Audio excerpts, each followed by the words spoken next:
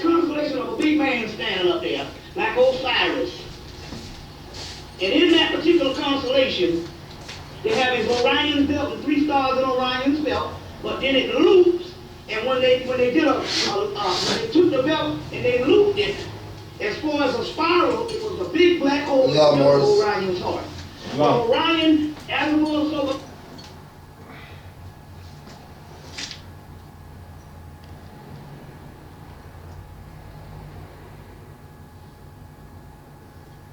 Start off with the prayer. 5 on the left, 2 on the right.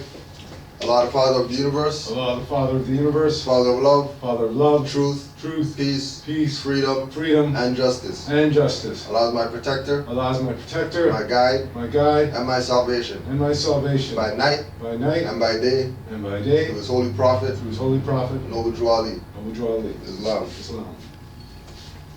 Readings to be read in every meeting.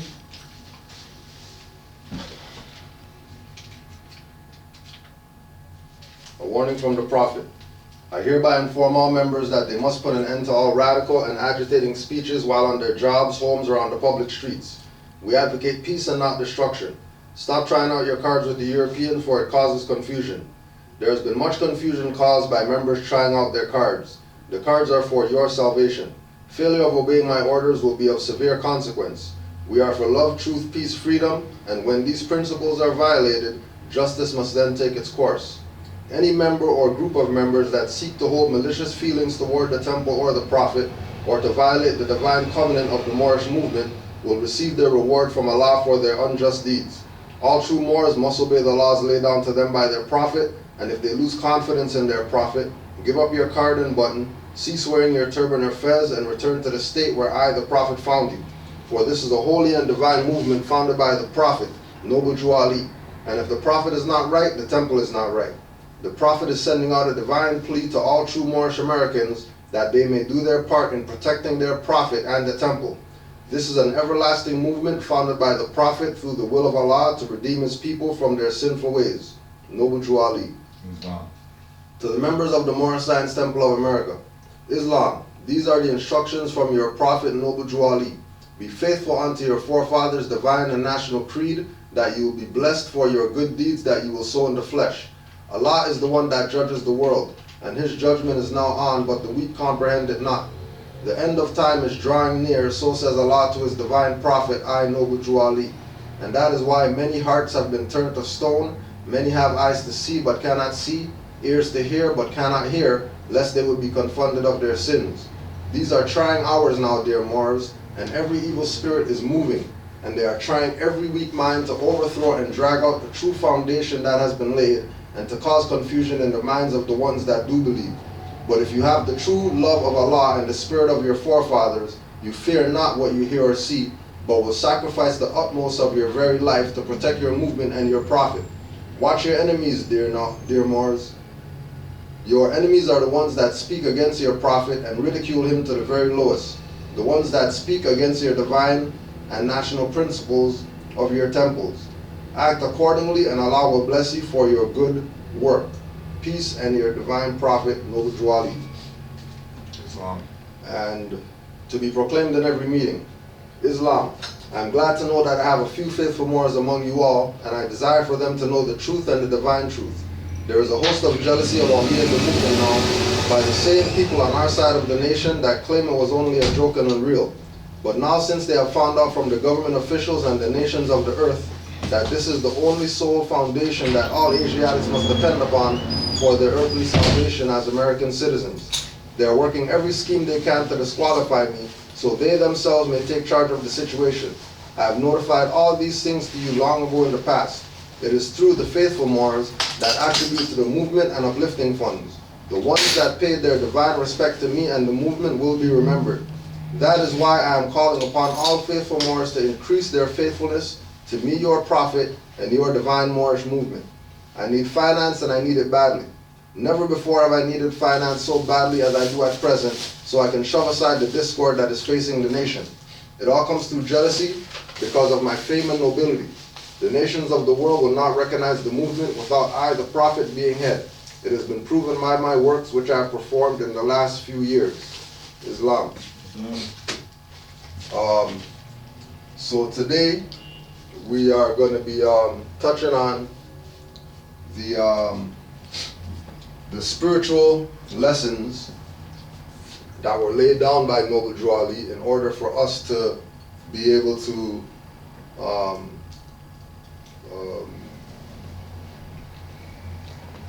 clear out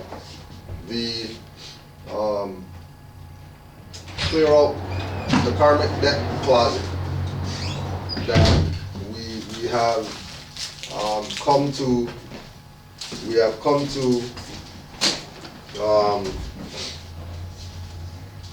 connect with the things in that closet, like, you know, we haven't learned, you know what I mean? Like when, you know, we have people that are classified as hoarders because they keep stuff that they don't freaking need or whatever. They got stuff piled up to the ceiling that they should get rid of, but for whatever reason, they're keeping these things around still, right? It's the same with any extra forks back there? I don't think so. No, I don't think so. In forks in the back.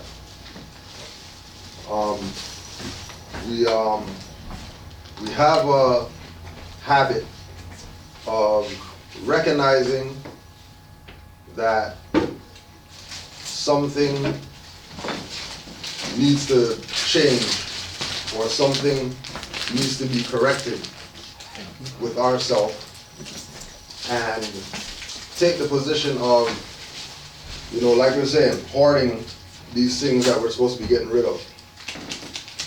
When, you know, when you look at where Moors are, Moorish Americans specifically, when we look at where Moors are spiritually, we realize that, you know, there's a lot of work that has to be done from a spiritual perspective. We also have to acknowledge that Noble Drew Ali brought everything to save a nation. And we have an obligation to make sure that as Moors, we don't take his teachings lightly. As Moors, we don't follow the pattern of dirty Moors. You know, the dirty Moors that you know, don't proclaim their nationality and say that they're black or whatever. We have an obligation to not fall into the trap that they fall into of, you know, connecting this man to some dogmatized perspective of what spirituality is to us. We know as Moorish Americans that our religion of Islamism, its purpose is to get us back to where we were mentally as far as you know, our ancient foremothers and forefathers. And once we neglect to do that, right, once we don't take the position of going back to that mind state, not going back to the mind state just because somebody said, but going back to the mind state by using the teachings that Noble Drew Ali had left for us, which is supposed to catapult us back to that mindset so that we can have a clear perspective of where we're supposed to be moving in the future, or moving what we're supposed to be moving towards in the future. Too many a times, people have an issue and they run to a law dictionary. People have an issue, they write a writ. People have an issue, they think that, you know, or to be an active Moor and go on the national side to assist with their issue while denying the divine side.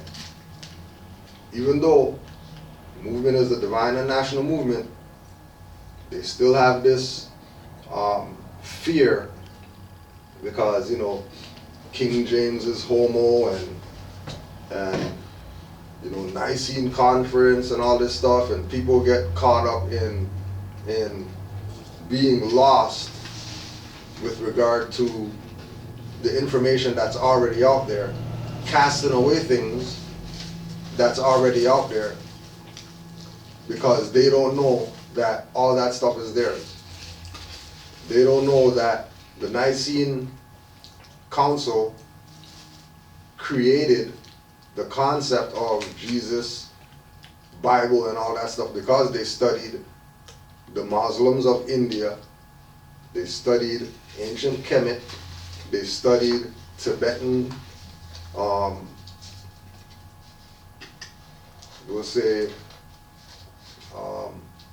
Tibetan mysticism, and then they compiled all those things, or aspects of those things, to create what, quote unquote, the Europeans have as, you know, Christianity, Catholicism, whatever going down the line.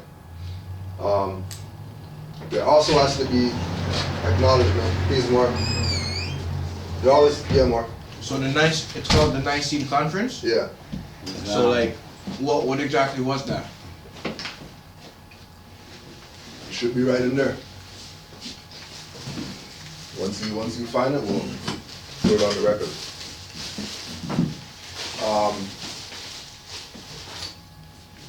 So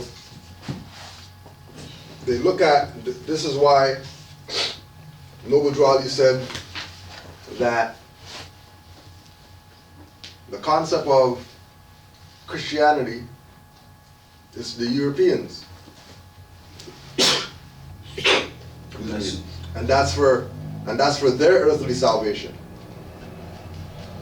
The idea of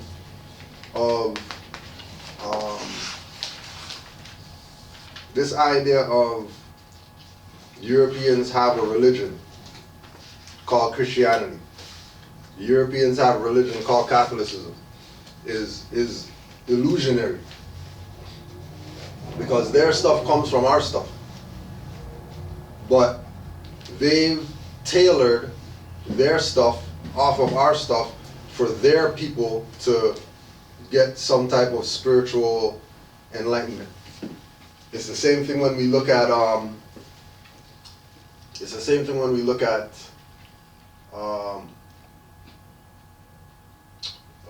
Aquarian gospel, unto thee I grant, and stuff like that. You got people, oh, those are Rosicrucians, and you know what I mean, being intimidated by them and being scared to read those books because, you know, those books aren't our books and the Europeans made those and all that stuff. When those Europeans will tell you in the preface of those books that we went to Tibet and got this stuff. Unto thee I grant, the Rosicrucian text, in the preface, they tell you the whole story about how they went to Tibet to get this information. That they now house in the school of thought called Rosicrucians. Right? So it's not like they're hiding, it's not like they're lying. You know what I mean? By putting it out in the perspective that they did. Majority of people haven't gone and read those books. So they don't even know that these Europeans, who people would say are, you know, evil, whatever like that, because they're in these orders, they're letting people know that we went to Asiatics to get this information. This isn't our own stuff. This is information that we compiled from other sources, and we put it in a book form for our quote-unquote group called Rosicrucians, Knights Templar, you know, Scottish Rite, whatever, ancient Arabic order of the nobles of the mystic, whoever. All these people that have these orders, wear fezzes in secret, got little buttons, aprons in secret, say that they are the elite and they rule the world or whatever like that. They went to Asiatics to learn all the spiritual stuff that they have, which they're using right now to rule over people who think that that information that they have is really theirs and not tying it to themselves and then reclaiming the things that these people have that are claiming is theirs. Right? So we're in the process of reclamation of everything that we're not going to say taken, that has been used for other people's upliftment while we deny it. Brother Lex. Okay. Nicene Council. Either of two church councils which met at Nicaea, the first in AD 325 to deal with the Arian heresy, the second in AD 787 to consider the question of the veneration of images. Veneration of. Right, we'll run that one more time. Either of two church councils which met at Nicaea, the first in AD 325 to deal with the Arian heresy, the second in AD 787 to consider the question of the veneration of images. And Nicaea, an ancient city in Northwest Asia Minor, Nicene Creed formulated here, AD 325. So 787 AD, veneration of images, and 325 AD, what was the The Arian heresy.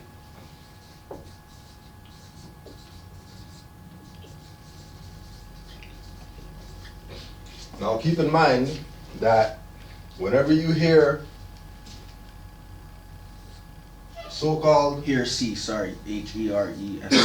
whenever you hear so-called Catholics, Christians, or whatever say that something's heresy, more than likely that thing is Muslim,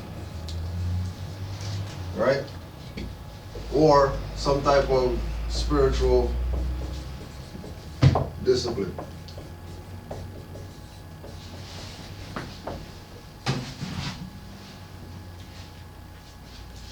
Right? Veneration of images. When we look at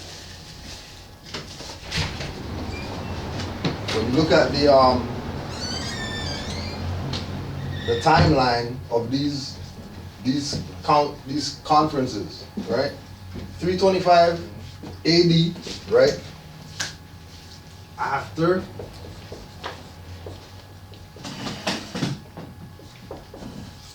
death of Christ,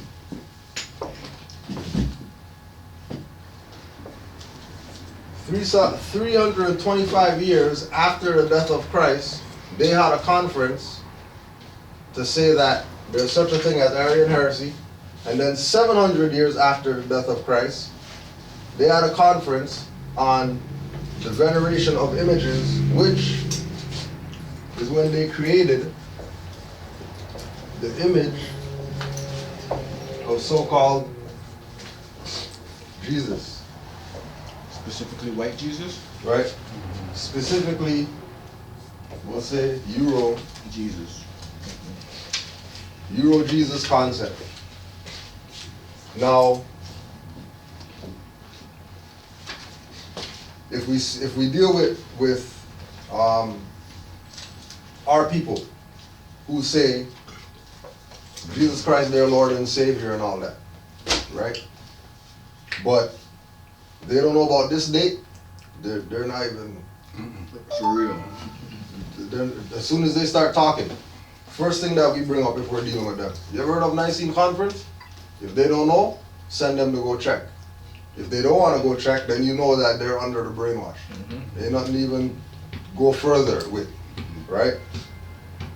As far as the timeline, AD is after the death of this guy called Jesus.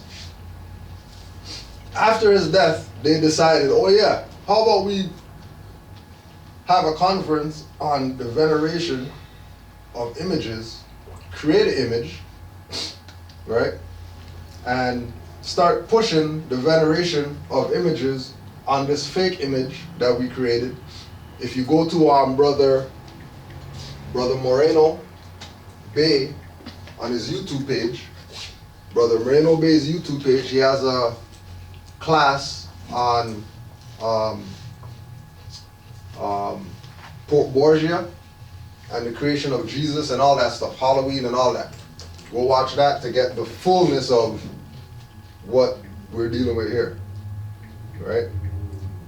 So, again, Is it, yeah, is it again to like, back then the word J was it existed back then? right. Well, The word J? in Back in, yeah. 320. As far as this time, Mhm. it was in existence, right? But when we go before this time, Yeah, when he was when he was actually alive, Yeah. there was no J, right? So for them to say They create that.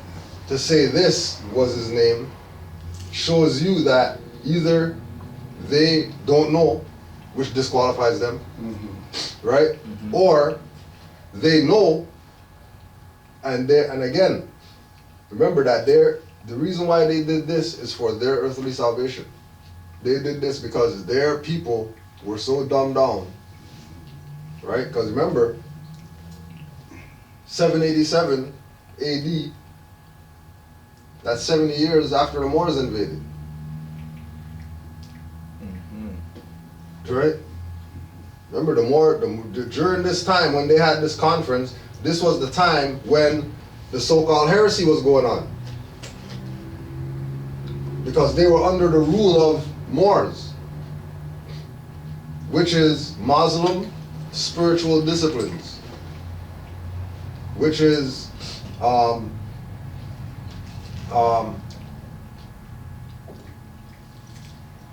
99.999% Asiatic. In them doing this, it lets you know how much influence the Moors had during this time. The second council, right? The first council was to set everything up. But then remember, when we go back to the first council, we're also talking about the wars that were going on, Punic Wars, all that type of stuff, Hannibal, Barca, and we're talking about Constantine. We're talking about this this first time documentation of the spiritual war between these we'll say human factions, the ones that always been in the rule, that always set the standard as to how buildings supposed to look, how schools are supposed to be run, how temples are supposed to be run, what is spirituality, what is liberal arts, and how do we run a society, and how do we run government and all that stuff. All this prior to 325 was Asiatics in the power position. And then people not in the power position seeing what they're doing and then trying to either take aspects of what they have or directly go into them to try to learn something. And like we were talking about yesterday, majority of them, when they went to learn, they were told, sorry, you can't learn here. Which is where it comes into with so-called Africans, right? Being put in positions of power in these people's jurisdiction so that those people can go get the information and then bring it back to the ones who weren't able to go and learn, right? Which goes into the same thing with what we have today with the so-called conscious community, black whoever, that have this issue with Moors teaching the European. Why do you teach them? Why do you know? Why, if you know that they're whatever, why do you even give them information? Right? Not recognizing that, it's not a thing of we gave them the information. Some of them wanted to learn, just like some of us wanted to learn. that didn't have certain knowledge. It wasn't white and black like how they're looking at it. It was, these were the people who have the university. If you want to learn, you're going to go to them, because they're the only ones that got university. Who else are we going to go to learn? Right? And remember that when we have when we had universities, especially when we're looking at ancient Egypt, stuff like that, when we look at Timbuktu and these places, remember that people from all across the world were coming to learn from them. It wasn't just people in that immediate geographical location. People were taking, you know what I mean, like boat trips and whatever else to get themselves there. So when like for even today's day, you have people coming from China, over there, whatever, to send their children to university right here. right, exactly, Right here. And they're from so far, and then even children here not even want to go to you. right. So it's like back to back then. So it's the exact same thing going on. The people in the vicinity, they don't care, because they're in the vicinity. This building been here for however long. If we go, we go. If we don't go, it ain't having no effect on us because we're here. Whereas everybody else, realizing that, well, what we have is limited. Right? Well, we're teaching our people where we are. Yeah, we have temples and schools and stuff like that. But how deep is the knowledge? It's no different than when we look at all the different schools of thought, right? Who would you really want to go learn from? If you know that you've been to this school and they're only teaching you little stuff over here, and you go to this school and then they're only teaching a little thing here. You go over here to this school and they only got a little thing here, and then these people got a little bit of it over here. But then, you know, you talk to, you know, somebody like you talk to somebody like Bobby Hemming, and then he's going into, you know, Asian stuff, metaphysical stuff, you know, black stuff, white stuff, Moorish stuff, African stuff, you know what I mean? Whoever. Out of Earth's atmosphere information, out of the galaxy information, going into other universes and stuff like that, bringing back information, that's way more broad than the little stuff that these people are dealing with. You know what I mean? But then, you know, the average individual is gonna look at a Bobby Hemmett and, oh, he swears too much. You know, and disconnect from it. Whereas somebody who's of a higher mind, that's not looking at, you know, the swear words and he drinks liquor at his lectures, and you know what I mean, they're not even going to pay that no mind, because really it's about the information. It's not about that guy standing up there that's talking. It's not about the created building with the doors that go like this and the red carpet going all the way to the front of the thing, and people got the soft seats and all that stuff, and it's not about that for people who are higher mind. All they want is the information. It's the information. Just like when we do with classes, and we have, you know, little people coming on and, you know, they're making comments about, well, how come the baby's crying, and how come that guy is talking, I can't hear him, and how come when, you know, whatever, I can't see the board and the thing's too far and all this stuff. Are you able to hear? Are you able to receive the message that's being relayed? That's all that should matter. Nothing else should even matter. Because, you know, for example, you know, we don't write on the board without talking, because we already know that you can't see the board. So if you're watching this and you're talking about, well, I can't read what's up there, well, everything that we set out, we wrote there, clearly your perception is too far past the voice, right? And you can't be in an atmosphere claiming that you want to learn, but mouths are running more than ears. You can't want to learn when you have, you know, court tomorrow and you got stuff on your mind or whatever like that, talk about, yeah, you're going to class. Right? Things have to be put in, things have to be prioritized. Right? And our people don't prioritize. Right? So, you know, we when we look at from the historical perspective, the priority of learning was to be from Asiatics everywhere. No matter where you go, their position is Asiatics are the ones who know, so we're going to go to them to learn. And you can't wrong those people for doing that, and then you can't wrong the teacher for letting, you know, whoever wants to learn, come learn. What they do with it after, that's up to them. Right? All this stuff right here, creating European Jesus and, you know what I mean, saying that anything against Christianity is hearsay and all that.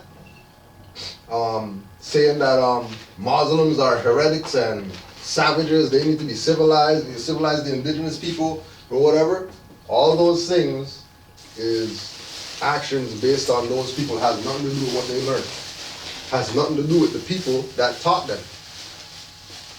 Right? These people have a right to salvation too.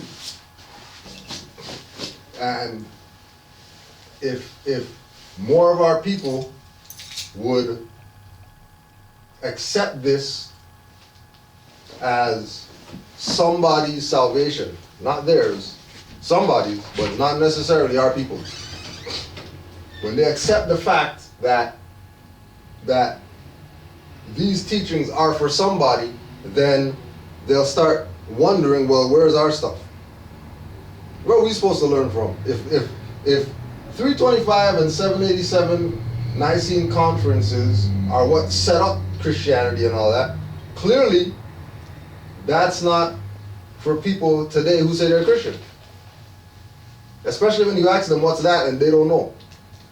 Clearly you're not Christian. Because if we ask some of these pastors and all that stuff, they'll tell you about 325 AD and 787 Nicene Conference and all that. They might not go in detail. After they tell you the answer, they might kick you out their church because now you know. But it's not like they don't tell. So when you're engaging people that are in this realm, this is the first thing you should bring up to them. Before you go into anything about quoting their scriptures and all that stuff, do they know this? If they don't know this, don't even bother trying to relate anything to them, because their position is not to rock the boat. Right?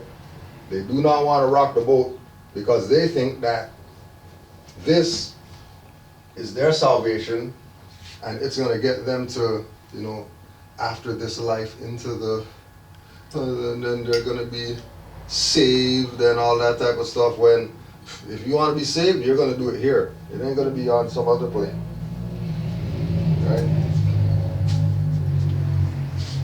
Any other questions relative to that?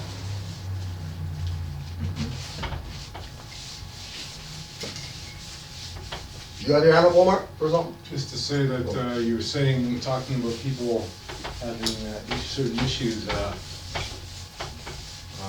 with, I guess, the interface or the medium that they, while they are at home, are having an issue with sort of interfacing with us here.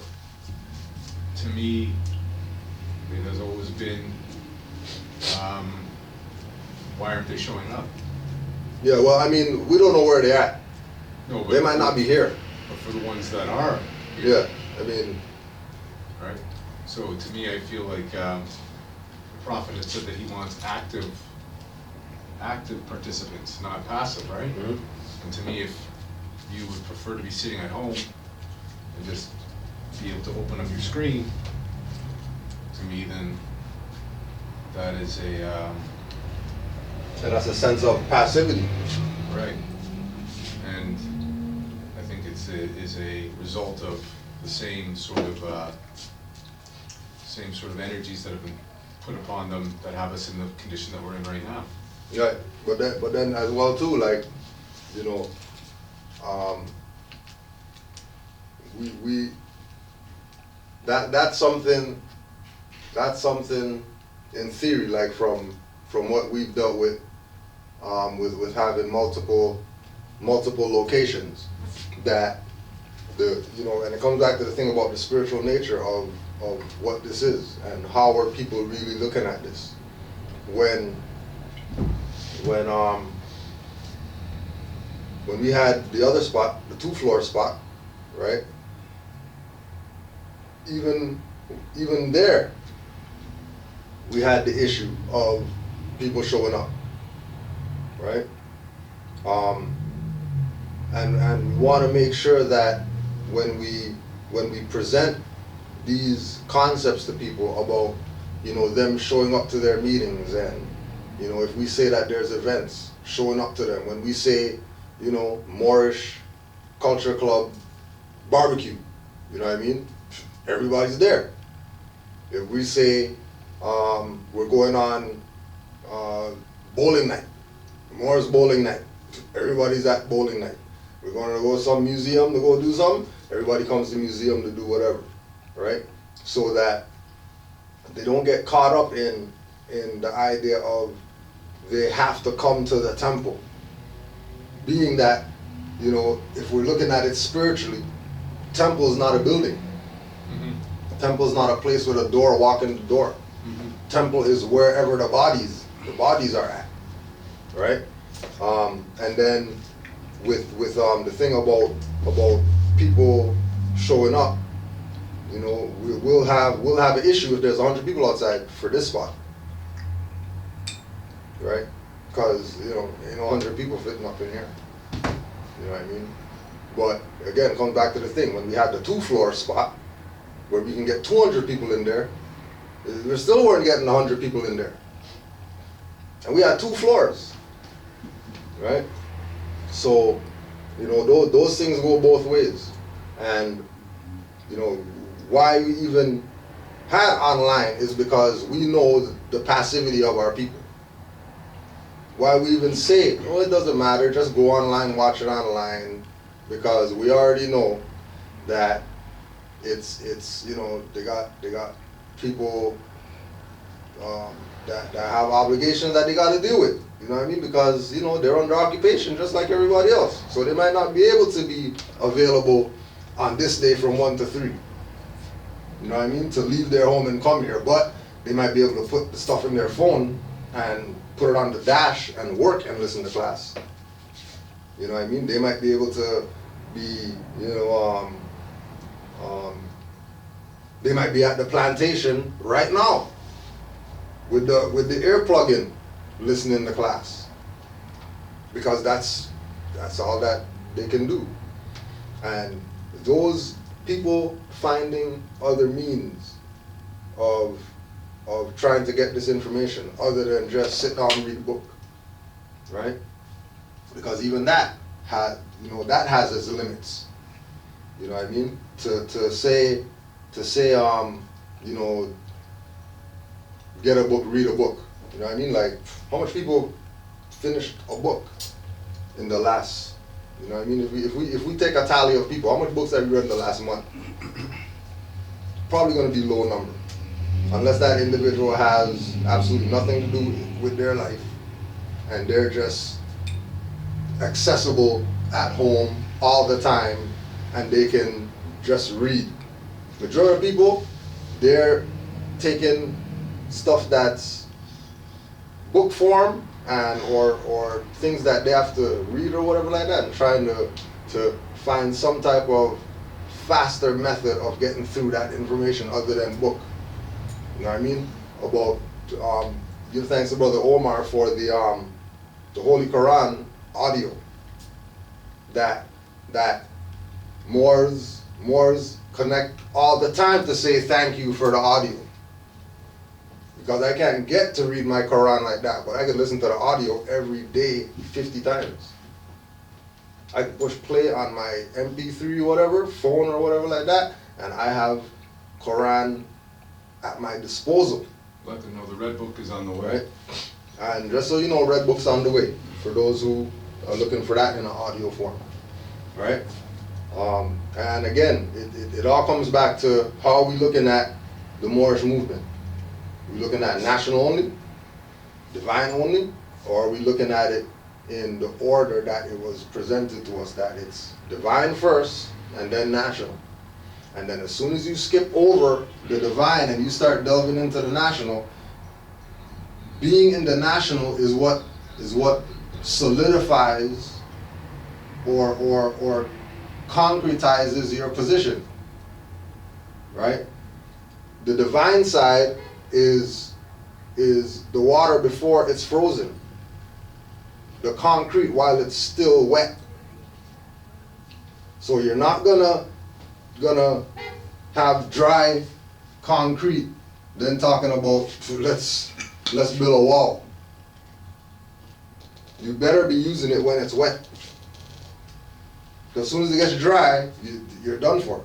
All the work that you put in making that concrete, it doesn't even make sense even pretending that you can do something with it. It's not something like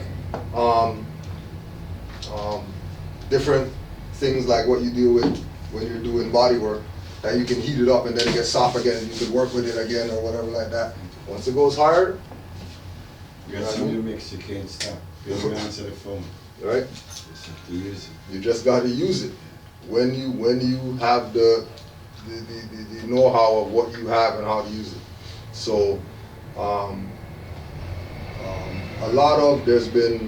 there's been a lot of information from individuals that is grounding people in good concepts and good perspectives, but it's dealing with the national side, which is the solidifying of who we are as divine beings. The national aspect is because when they hear Moors, they have a reference point that is historical, but they also have a reference point that's spiritual. And Moors have gotten into the habit of just wanting to express this physical aspect. They just want to manifest the things that are going to prove that they have a nationality and prove that they have rights and prove that they are enforcing the Constitution and these things. But what about the divine side? What about the side that ties you to the Akashic records? What about how solid is your connection to the Akashic records? How solid is your connection to your DNA? That if you read something, you don't even need somebody verify, oh, that's right or whatever. Your spirit will tell you, oh yeah, that's right. Go with it. Your spirit will tell you, you shouldn't mess with that individual right there because those people are dirty. Just by how their eyes look. Just by how they greet people when they come in the room. Right? What are the expectations of you when they enter? They want you to bow to them and stuff like that. More than likely that's probably some dirty mark. But if somebody thinks bowing is courtesy, then they'll bow to the guy. Not knowing that individual who claims to be more know their self or whatever like that, they're dealing with, whether it's directly or indirectly, they're dealing with the black arts, which include things like mind manipulation and Jedi mind tricks and make people do things that they don't want to do, even though they know they're not they shouldn't be doing that, right? Having people in a place where as soon as they have a situation, they're going looking at some law dictionary, opposed to going and looking at some crystals, opposed to going to their shrine and lighting a candle when they got issue. You know, whatever you got the issue with, you know, say for example, you know, we have a saying where, you know, you don't let somebody buy you shoes, right? You don't let somebody buy you shoes, because that person will be able to walk all over you because they bought you shoes. You can step wherever you want, but from a spiritual perspective, because they bought the shoes, they're the ones walking. Right? The only people you buy shoes for are children. You don't, you know, gift somebody with shoes, or accept a gift of shoes from somebody. Certain things you just don't accept.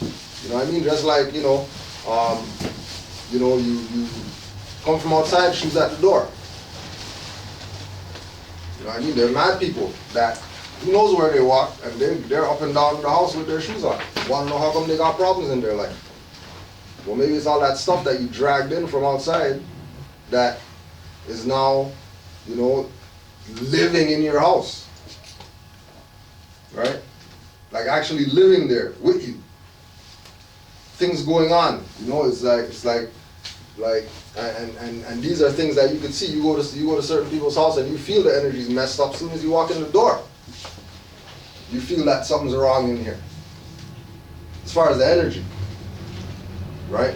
If you're not on the divine side, then you walk in there thinking that, you know, you're just gonna check somebody, you leave, and then you got, you know, elbow hurting, ankles hurting, or something like that. You know, you got, you know, some type of health thing going on that you're not really gonna look at. That's the reason why it is. You're looking at all this other stuff, why it is, right? And again, it goes back to, why was it that there was such a focus by Noble Drew Ali about us returning to the mindset of our ancient foremothers and forefathers? Because having their mindset means that you're dealing with the spiritual realm more than the earthly realm, right? It means that you are it's like when you see very few Moors express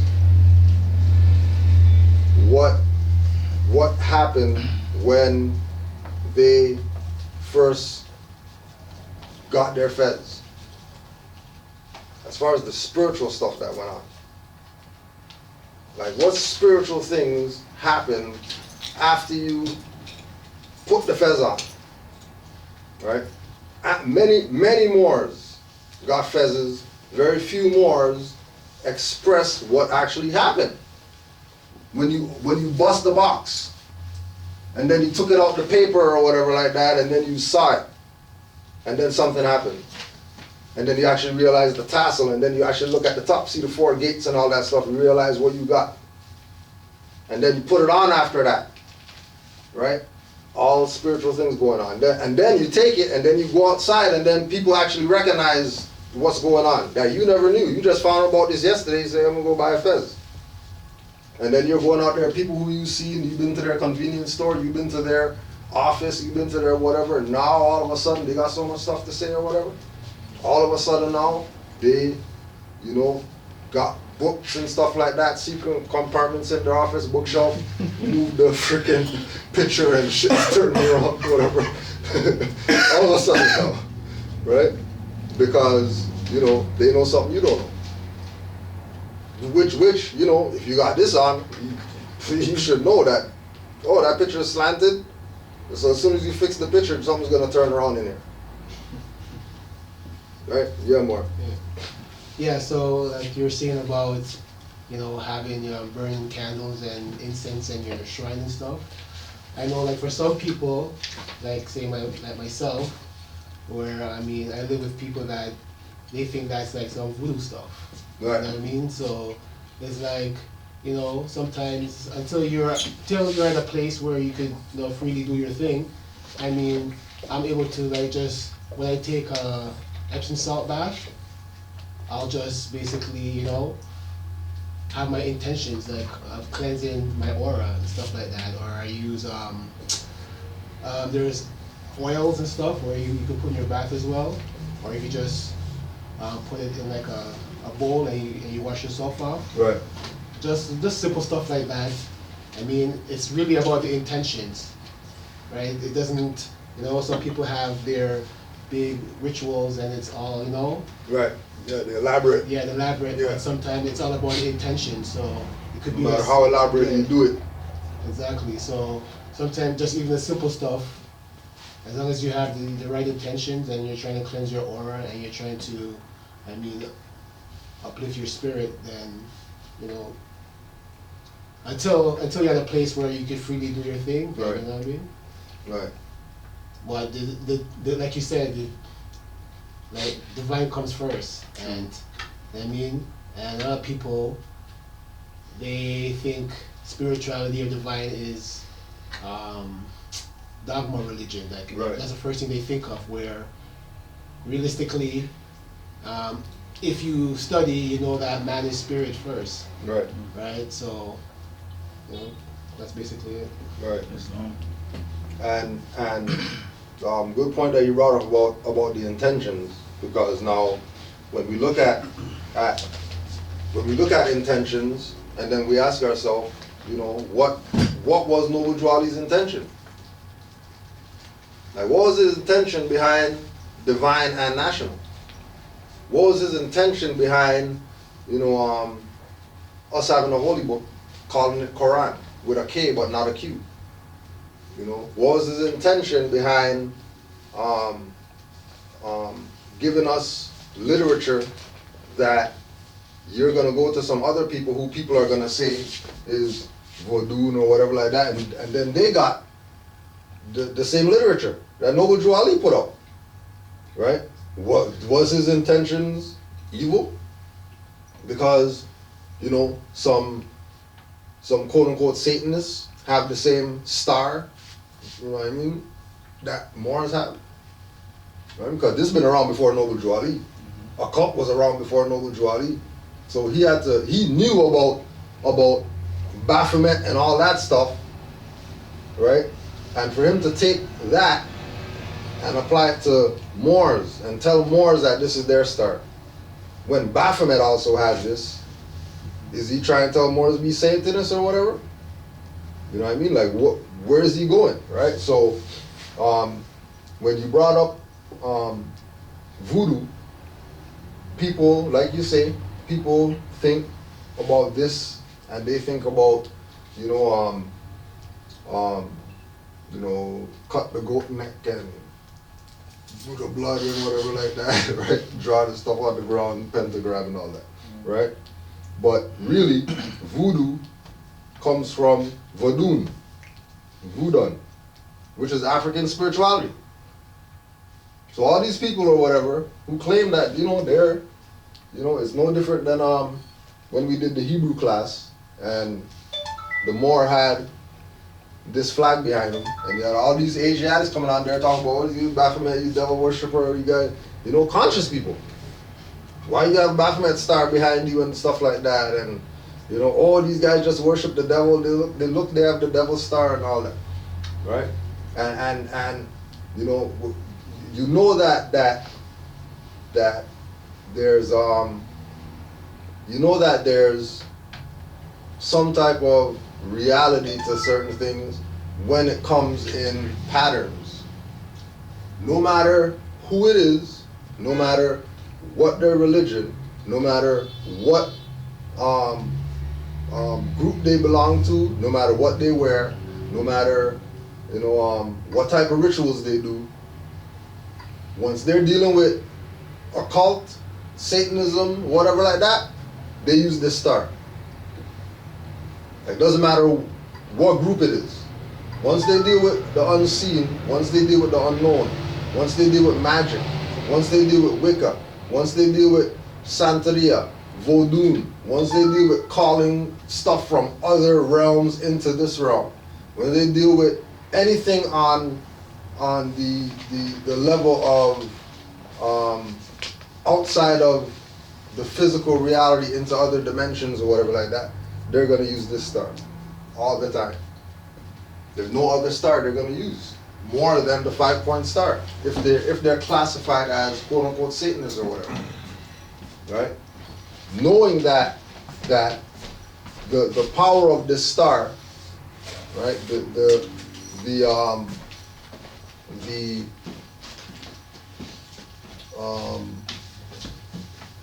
divine perspective of this star is dealing with something so universal, so all-encompassing that they can't use anything other than this. To use something other than this, the ritual is not going to work.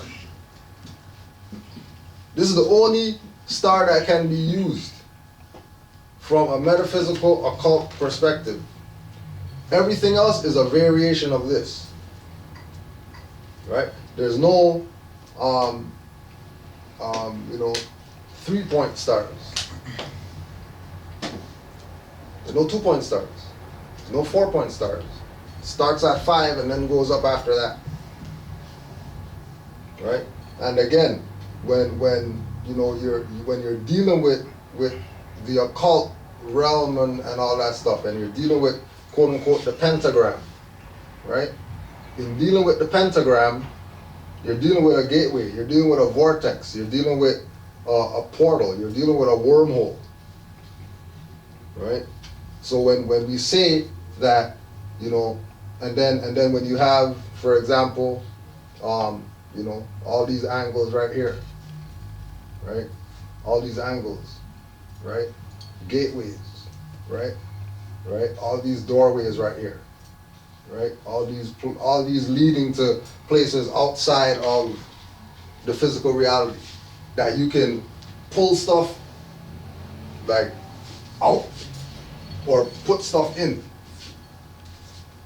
But that's only if you know what you're doing with what you were given.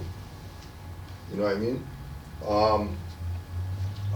In some of the things that we're going to go through today is how the logos or the spiritual being, Yahshua, people call Jesus,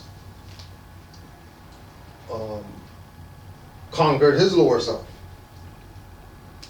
What were the things that he was looking out for in his journey into being a lion man, God and man, when he was going through his teachings, right?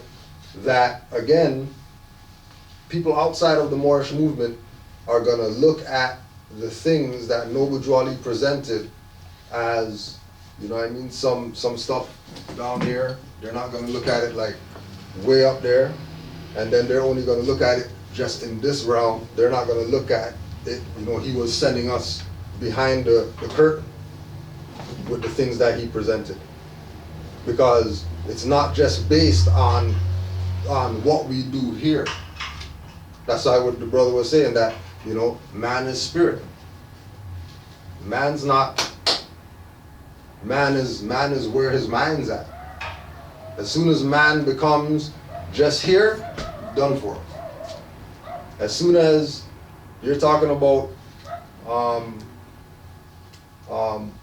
blue moon, let's go outside and then just go look at the moon and see whatever. You're not doing no rituals with the moon energy.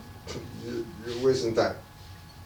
You're just another, you're another child running behind Piper playing some music, thinking that, you know what I mean?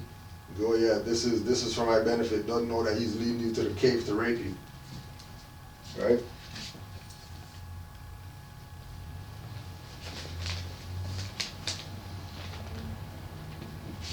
Now, when we go into Noble Drew Ali's literature that he presented, couple things that we want to put out there with regard to Drew Ali and people making connections to Aquarian gospel and all that, and recognizing what it was that this individual was doing when he did certain things, right? So chapter 1, creation and fall of man.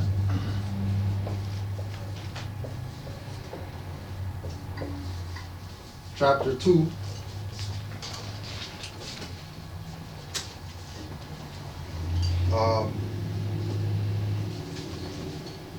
education of Mary.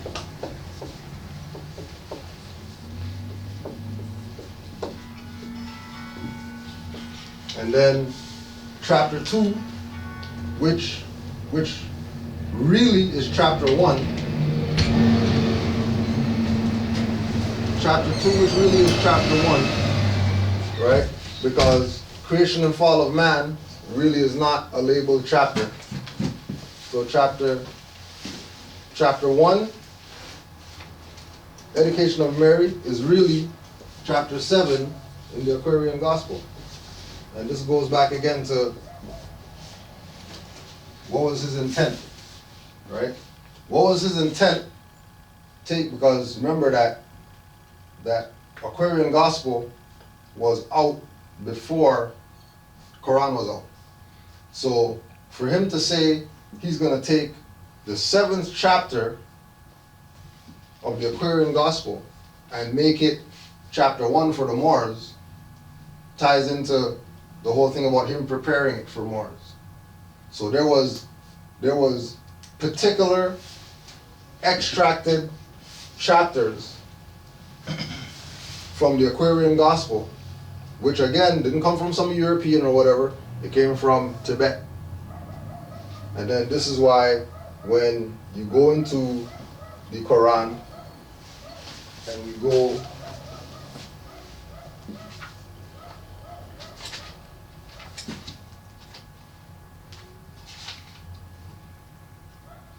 into the Quran and we read our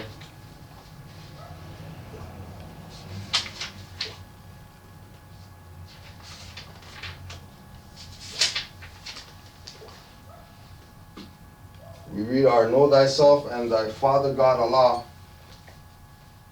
preface,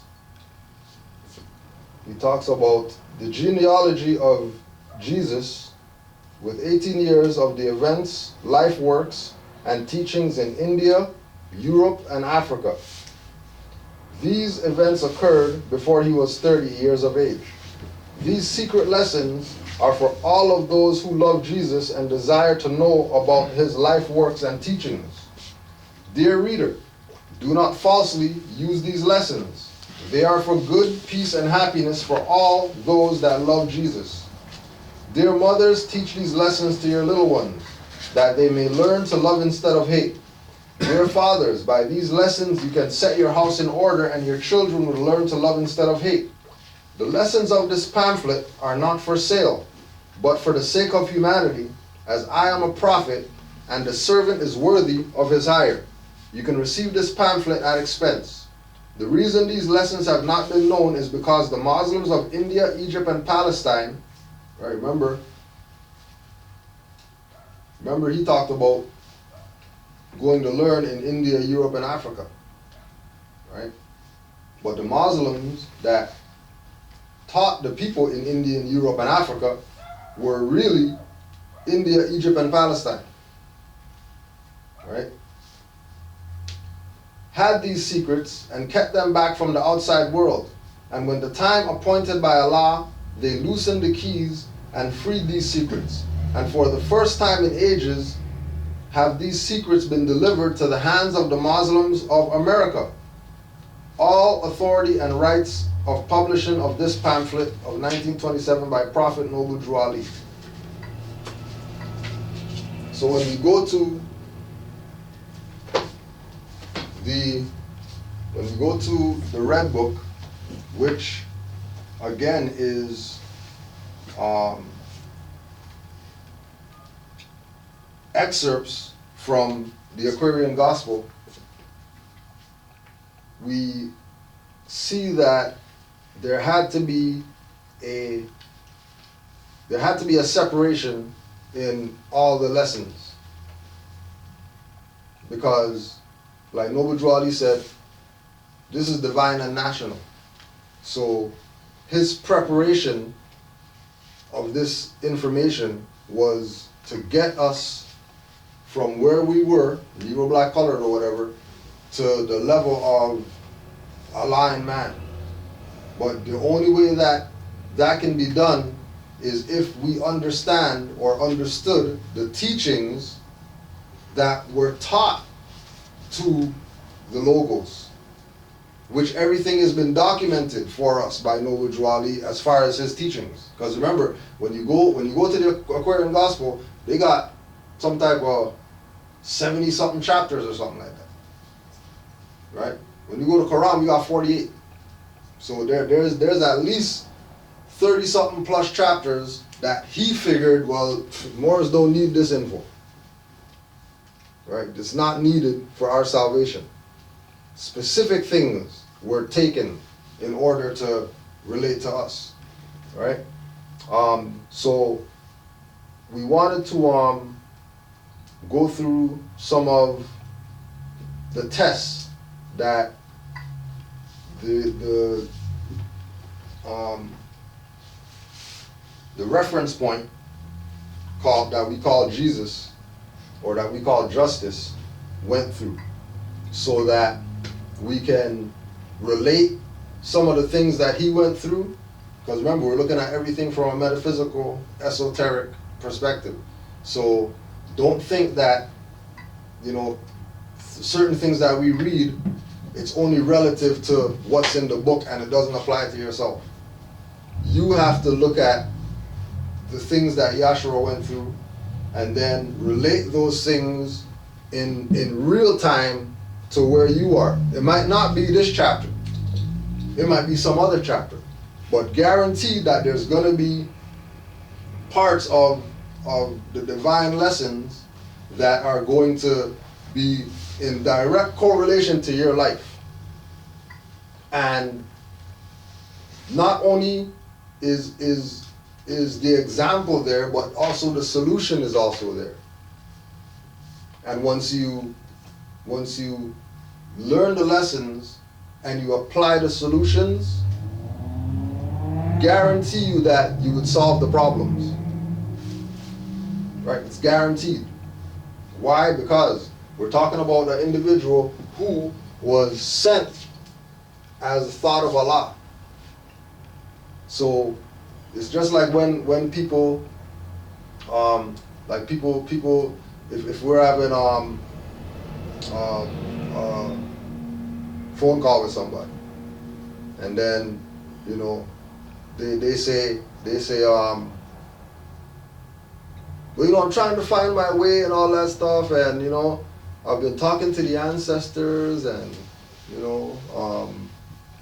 and I'm just not really getting the real answer. I'm getting aspects of the answer, but I'm not really getting the real answer.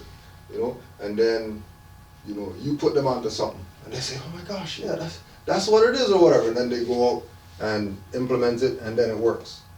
Those people are not recognizing that when they talk to the ancestors sent you to them. They're looking at something outside of what this really is, when they should be accepting the fact that the ancestors actually, well, if last night I prayed to the ancestors, and then today I call Brother Noor, and then he's telling me the answer to what I was praying, asking for.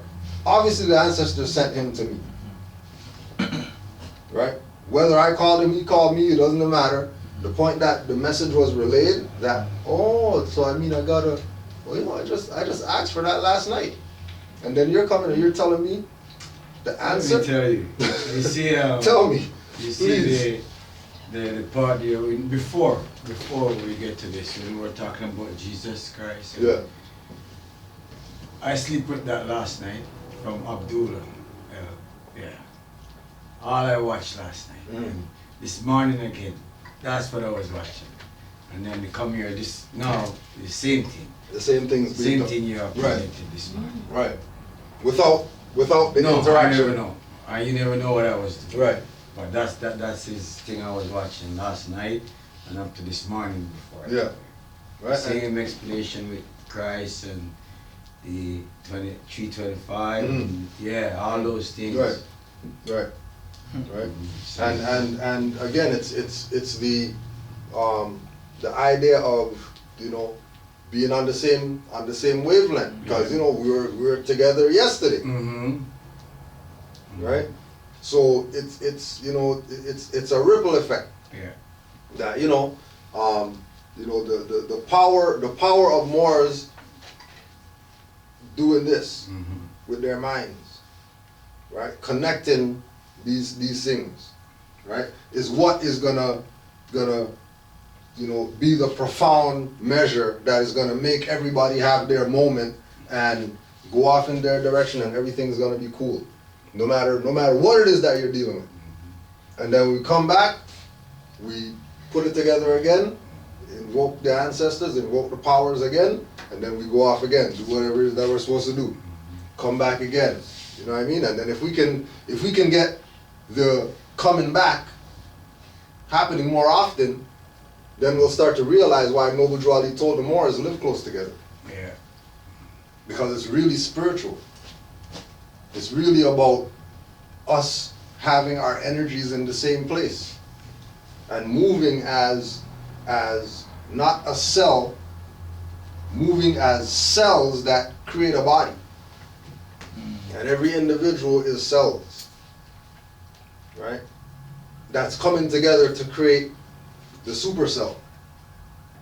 That's gonna be the body that, you know, no matter where you go, no matter where you go, no matter where you go, no matter where you go, in whatever direction, the energy from the conglomerate is gonna go with you.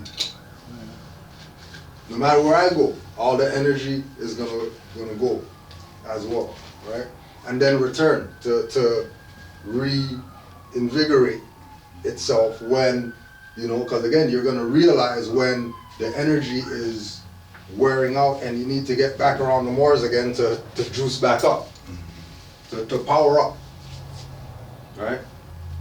You got something, brother? Yeah, so like for me, sometimes I'll be traveling in my vehicle, and then I don't know, just sometimes all of a sudden you're clear to make a lane change, and then all of a sudden there's a car out of nowhere, and then you're able to just catch it like that without, you know what I mean, without avoiding an accident. And like sometimes I have to say thank you Allah, because there's no way I should have avoided that. You know what I mean? Because, you know, people, they drive foolish. Right.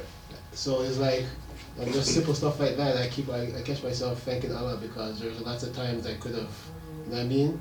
Yeah, anything could have went down. Exactly, and there's no way I should have avoided those accidents, or, you know, but people might think, oh, well, it's just my reaction time, or, you know, or I'm lucky like that, but you gotta realize that the divine power, once you honor your ancestors and your mothers and father, then they will always be watching out for you. Right, right. So, perfect example. This is probably about maybe 2005, 2006, somewhere around there. Dealing with the whole thing about ancestors and, you know, giving honors to them with, you know,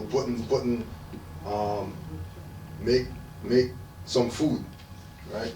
Cook some food or whatever like that, and you make a plate for the ancestors, and you find a crossroad You put it in the middle of the crossroad for them. Or there's a hollowed out tree or whatever. I mean, you know, you put the food there. Or, you know, whatever it is that you know, once you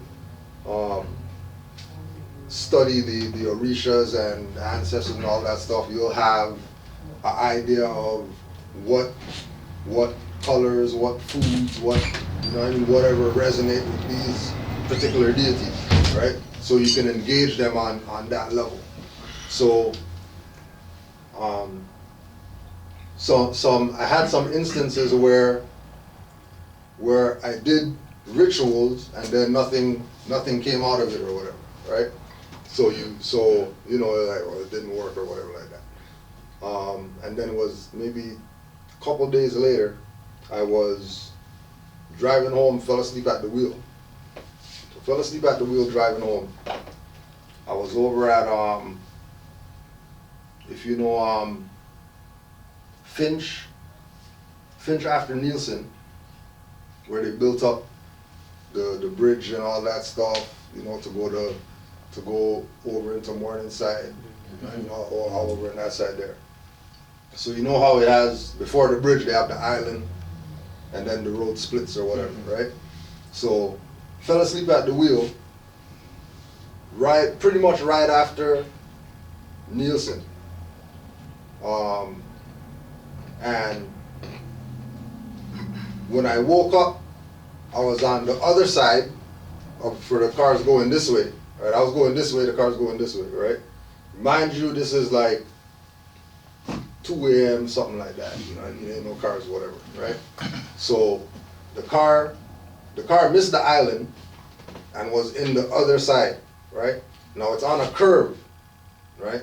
So I woke up and the car was going around the curve, right? Like it wasn't straight or whatever like that, right? So again, missed the island and then was going straight, and then the car was just going with the curve, right? Came to my senses that, oh shit, sleeping or whatever like that, right? Put the car in reverse, back up. As soon as I back up and jump on the other side, here come freaking 2 dump trucks racing coming up the side that I just came off of. Right? Like literally as soon as they backed up, got on the side, here come these trucks, freaking around the corner. Right? Like they weren't stopping. Wherever they were going, 2 o'clock in the morning, all that stuff, whatever, right? That at that point realized that the ritual worked. At that point realized that, okay, it wasn't full, it's not, you know, which goes back to the thing about the intent, right? If your intentions are to get something from doing a ritual, it's probably not going to manifest. If you just do the ritual out of honors of the ancestors, then something's going to manifest when you need it to. Right? So, and I was just saying that just with regard to what you're talking about, you know, things happening that, you know, you just got to say, praise Allah, and just keep it moving. I don't know why you have to talk about this one right now. I live in Malta, in Brampton. Go to Scarborough with my brother to party club, whatever. Coming back. Before I reach to, you know, you're supposed to take to go to Brampton? Yeah. 410. Yeah.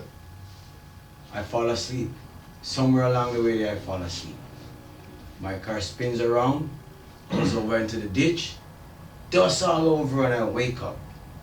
Soon I wake up, something say drive. When I move to drive, I'm over on the other side. Like on the other side, supposed to go in the other way. Then he said, go, keep going, and I go. In other words, I was on the, going west. Yeah. I end up on the east side, and still continue now. Get in the road, continue on the east side, and the first exit I turn and come back over, back over the bridge. Right. When I come over, I see it's like I'm not even sure where I am. Not even sure where I am. But the fact that I was on the 401, and fall asleep, like you say, you fall asleep, the car spin in circles, then go over into the ditch, and I end up on the other side, going the other way. And this is all in your sleep. Yeah. Okay. Then I wake up, and then now, where am I now? Because this is not west, I was going west. You know? Because I said the first exit, when I take the exit, I ended up going north now. But where north I am, and I was going west. Yeah. Just like that. Yeah. Right. And to hear you saying that now, the same fall asleep. I had that fall asleep too, man. Yeah. I don't think it's gonna get me again. It's definitely not gonna get me again. No. From my high say. Yeah. You got the toothpicks and the Definitely.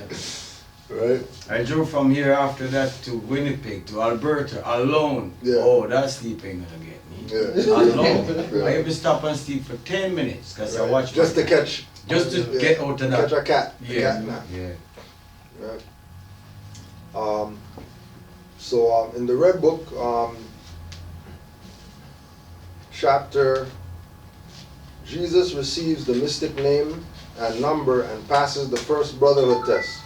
So the mysteries of the silent Brotherhood of the East is basically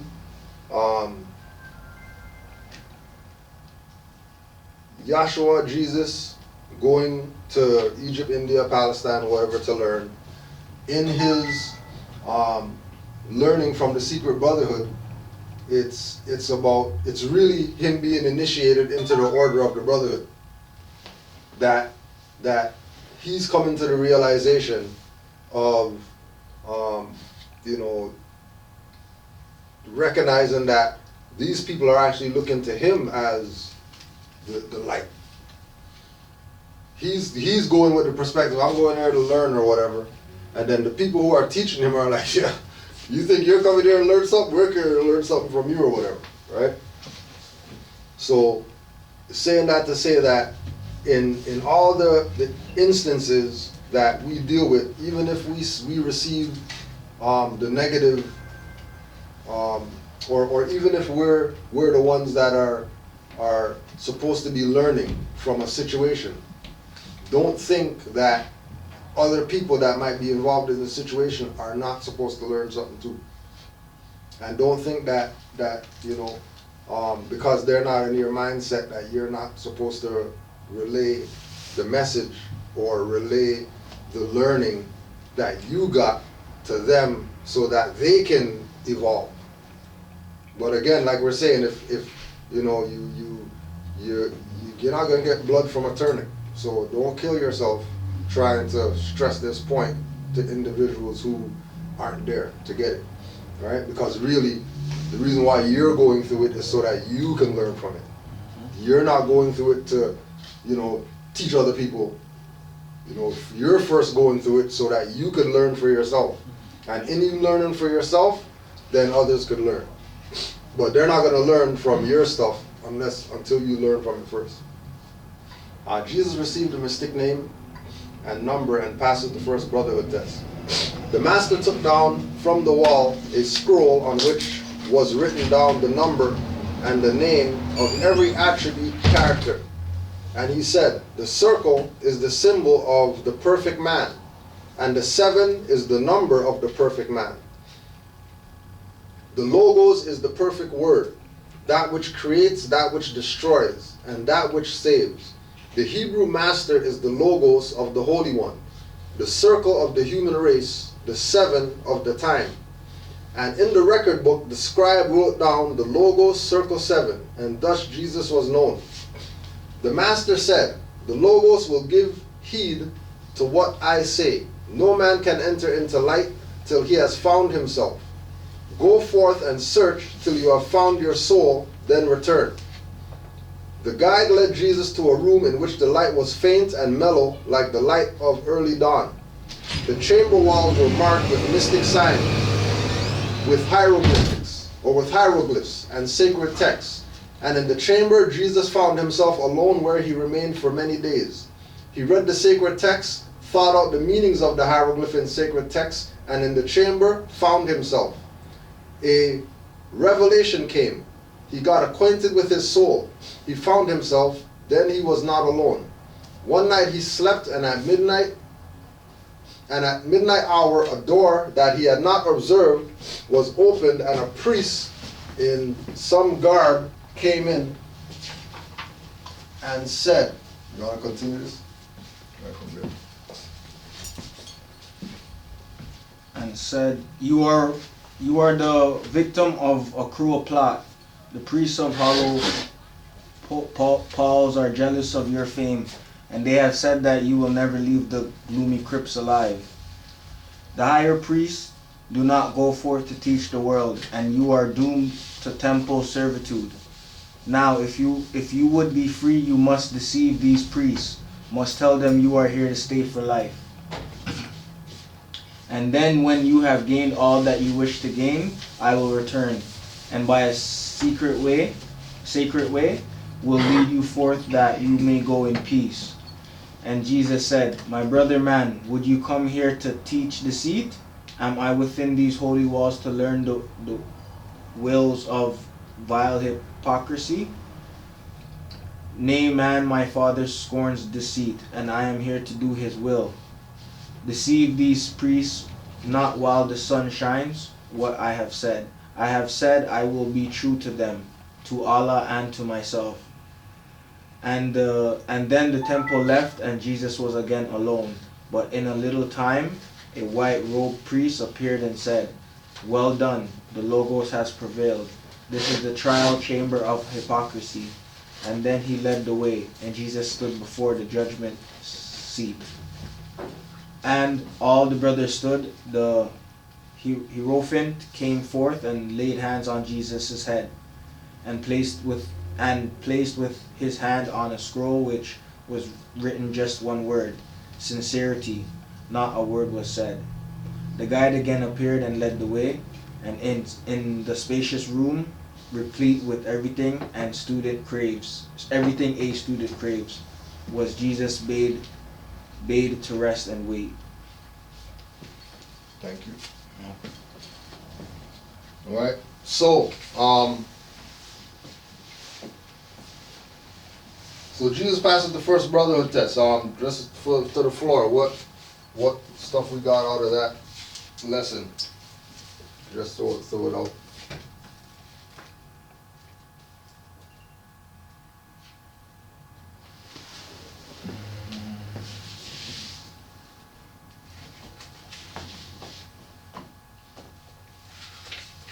When we look at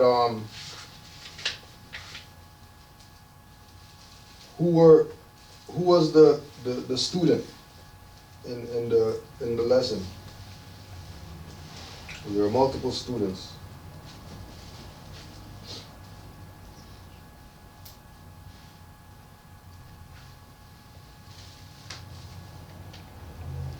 Anybody? Oh, you got something? Sorry, this is the first one? Yeah. For hypocrisy? Yeah. You're asking who? Yeah, the students who learned something from this trial. You want to read it one more time? Or I can read it, or?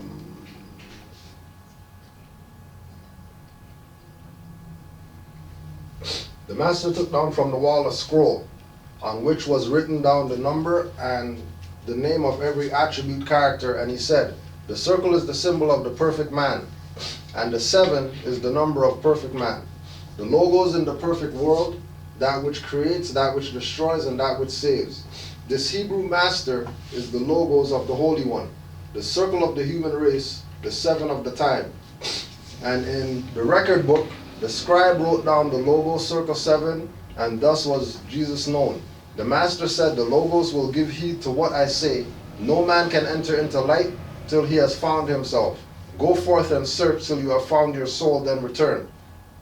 The guide led Jesus to a room in which the light was faint and mellow like the light of early dawn.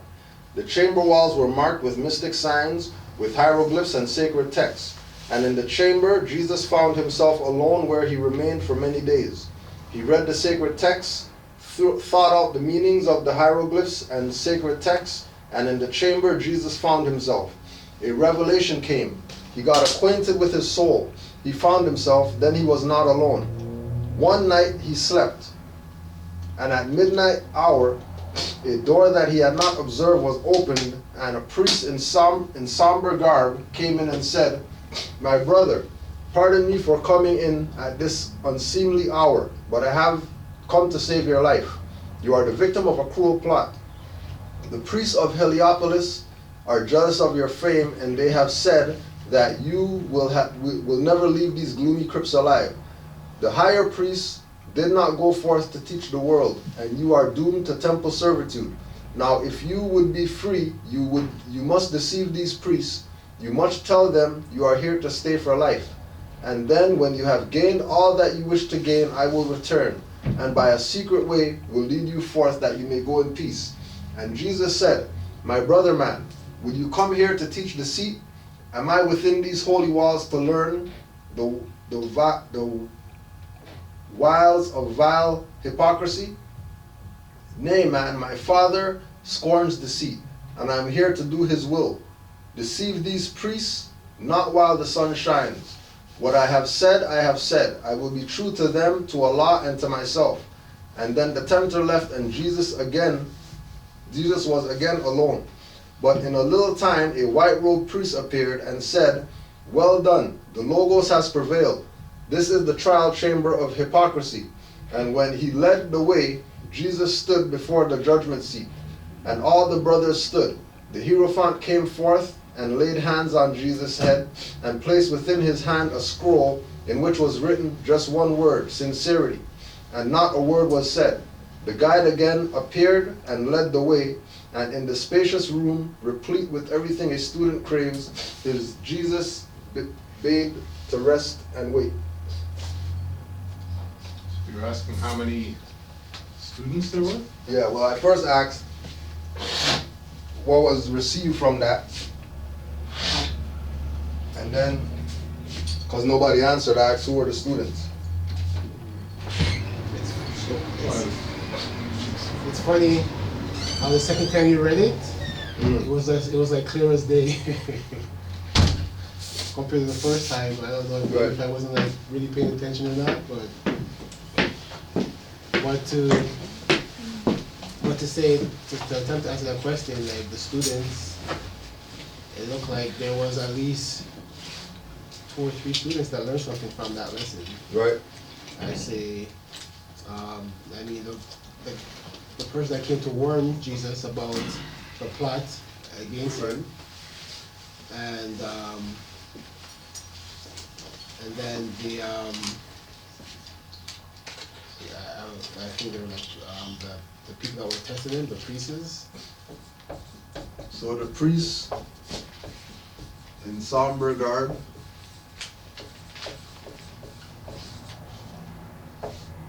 the actual priests of the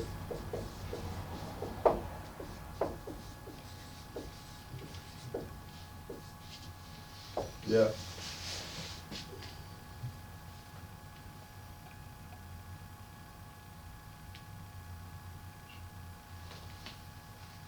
Jesus himself.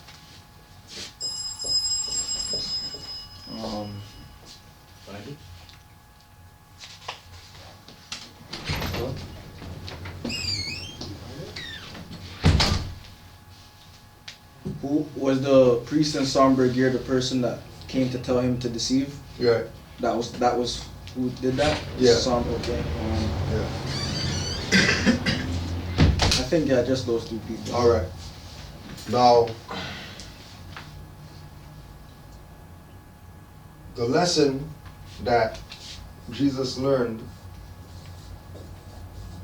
It was about hypocrisy. right? The lesson was about hypocrisy.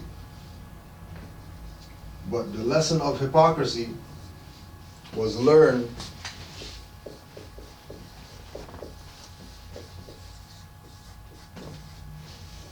in a chamber, right? The chamber of learning is really the mind. So the only real student was the individual who was really in it. Because the priest in somber garb was an illusion. Because remember, it tells you that he came from a door that had not been observed. Right? The priests of the temple are really, right? Because remember, temple is the body. So the priest of the temple was, chakras,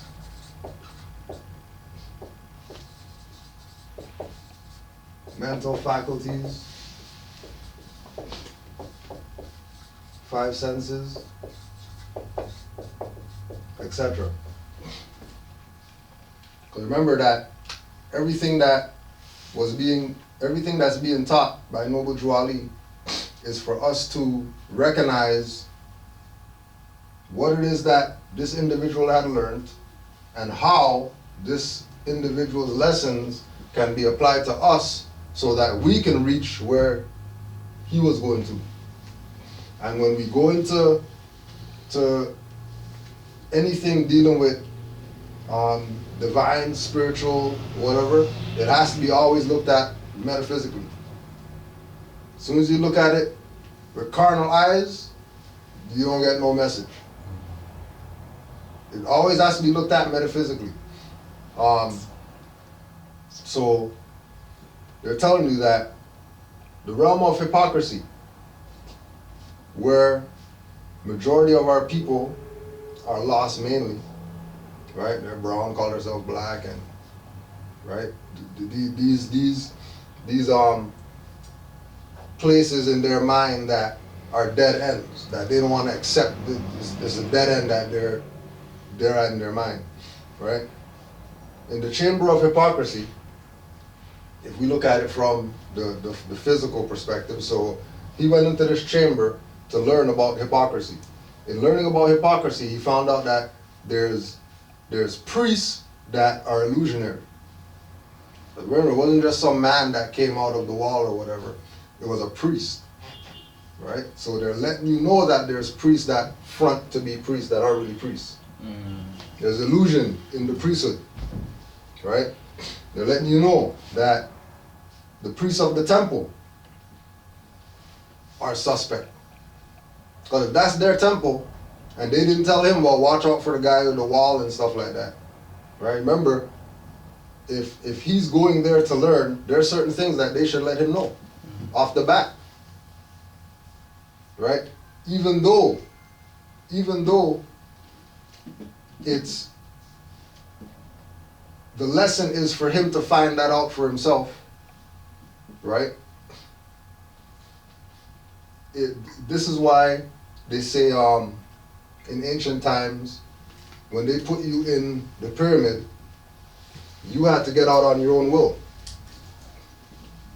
You're not going there because somebody sent you. When you watch the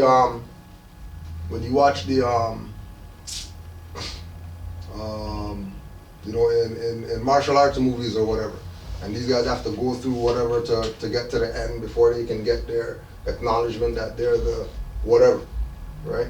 They're going through that for their own training. Temple sitting there has nothing to do with somebody telling them, well, we think that you're the best, come on down or whatever. It's this individual going to learn. And when you go there, you realize that, so you mean if I go in there, I might lose my life or whatever? If I go into these dismal crypts and I trust the guy who comes out the wall and says that, oh, we're here, these priests are going to deceive you or whatever like that. If you listen to this guy, there will be no Yahshua. There will be no Jesus. There will be no example for us to use to reach deific life. Because as, when we look at Noble Drew Ali and Noble Drew Ali teaching us that Jesus means justice, right? And then this is really what everybody is looking for. Everybody wants to receive this.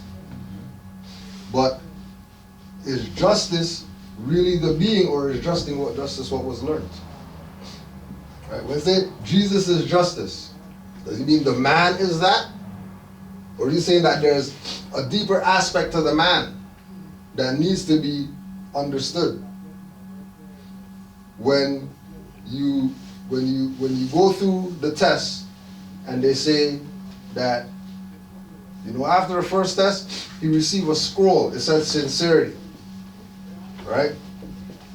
That's leading to justice, because one that's a true judge, whether of character or whatever like that, is going to be sincere in their judging. It's not going to be them judging because they want to, make somebody feel a certain way or whatever, right? They're judging to really see where that individual's at. But then when they talk about, thou shalt not judge, but then they tell you, swear on the Bible to this guy who's called a judge, clearly that's hypocrisy. Right? Which is why, again, he gave you magistrate and subject, master and servant chapters in your Quran, so that when you bump into the walls of hypocrisy that you're going to bump into because of the whole fraud that has been engulfing the planet, you would know where it is that your part is to play in clearing up the hypocrisy. And then on top of that, you have the lessons from Yahshua as far as what he went through. And again, everybody has an example of being in a place of solitude, being in a place of stillness, quiet, trying to find yourself, and this guy comes out the wall to get you to do whatever having nothing to do with your so-called spiritual evolution. Everybody always has the situation where as soon as you're about to study or get something done worthy of your time to raise you up, either phone's gonna ring, somebody's gonna knock the door, something's gonna happen that is going to test you on, are you really about this studying or whatever, or are you still caught up in the illusion? And once you're caught up in the illusions, then ain't no lessons to be learned. There's no lessons are going to be learned. Matter of fact, it's going to be completely opposite of learning. You're going to have so much judgment, you're not even going to know how to deal with it. Because putting yourself in the shoes of going into the chamber, which is the mind, right? Going into the temple, which the chamber is in order to seek clarity and get caught up in an illusion, when really and truly it's just you and your mind that's really dealing with this issue. There's nothing outside yourself. It's you and your mind. And the power of the chamber of the mind, when man realizes what the illusions are, when man realizes that there's no such thing as any priest that's going to do anything, it's really yourself. You really are the priest. You really are the one who is, like you're the priest leading your body to follow the will of the soul that's dictated through the mind. You are the priest that is using the body to have the soul dictate to the mind what the body is supposed to be doing. If there's a disconnect between the priest, which is the individual, and the mind, then the body is going to do whatever the hell it wants. Go wherever it wants. Fall asleep at the wheel, not wake up. Get barreled over by some Mack trucks. Flip over in a ditch on the other side and then get run over by a Mack truck or cars or buses or whatever like that because you weren't really protected here. Right? Because once this goes, body goes. Once this is active, once this is doing things that are relative to not being in hypocrisy, that is relative to not being illusionary, then the body is going to interface properly with the spiritual world. And you would be able to not only protect the mind, but you also be able to protect the body. And then protect the soul and the spirit, and then protect the auric fields, then protect the intuitive nature, protect the clairvoyant nature, and actually be one with the universe. Sis? I have a comment. Sure. So, because I can relate to that, because I feel like every time, like, I'm about to study or, like, do something, it's like, the phone always rings or someone comes in and stuff like that, right? So, what I'm trying to say is, like, your family can also be a distraction. Yeah, big time. And for me, it's like, I love my family and stuff, but like I need to do me, right? So I'm just like at a point where it's like, okay, this is what I need to do, and this is where I'm going, and I don't want people in my way. Right. And if it's my family, it's like something that I have to let go, and that's something that I'm learning is to just let go of things that is not serving me for the greater good. So what you're just saying, I was just, you know, comment on that. Like when I'm doing something, especially now, it's like everyone all of a sudden is like in my face. Yeah, yeah. So. Yeah. And you know, it's again like when we have individuals who are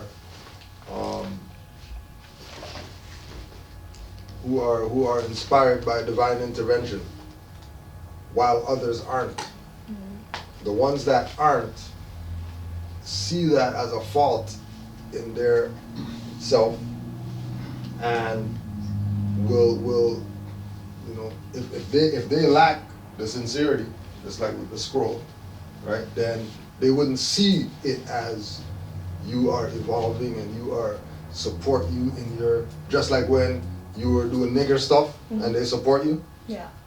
Right? But because this is not nigger stuff, they think, well, you know, we can't. I've had arguments. Right? Yeah. Like, especially with my, you know, one of my relatives. Yeah. Like, why am I arguing with you? Like, this is my choice. This is what I need to do. Right. But they just don't understand. They never will. And again, it comes back to the same thing about, you know, are they, you know, even where they're at in their frame of mind, where they're at in their life. Are they even adhering to the stuff that's there on that low vibration where they're at that's supposed to be raising them up? Probably not. You've probably been to their house how much ever times and they got the Bible on the same page or closed. But they go to church every Sunday. They say Jesus is their savior and God is their best friend and all that stuff. But that book that has all the lessons for them to be whoever it is that they're supposed to be is closed. Or just a declaration. Or it's just a prop. You know what I mean? For people to think that they're reading or whatever like that. But then again, it comes back to what we were saying earlier, that when you have people in that frame of mind, You don't go to their lessons and show them in their lessons where Jesus said be spiritual, or show them in their lessons where there's Moabites and whatever like that, to try to tie them to this. You know about 325 AD Nicene Conference? You know about 787 Nicene Conference? They don't. Ain't nothing to discuss with them about with regard to their religion, their spirituality, their anything. Because if they're claiming to be Muslim and they don't know nothing about who taught Muhammad, don't tell me nothing about Muslim. If they don't know about, who's Constantine, they say they're Christian, there's nothing to just talk about.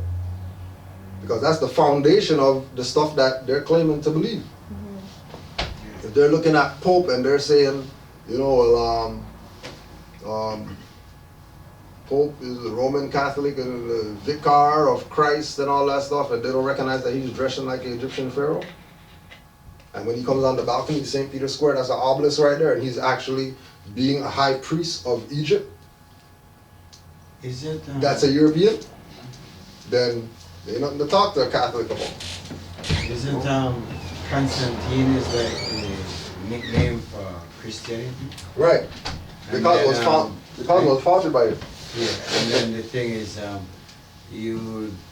most people know people's nickname and don't even know their real name in the real life. Like, right. And then Constantine is the nickname and they don't even know that. They don't even know that. They don't even know that. Don't even know that. Right.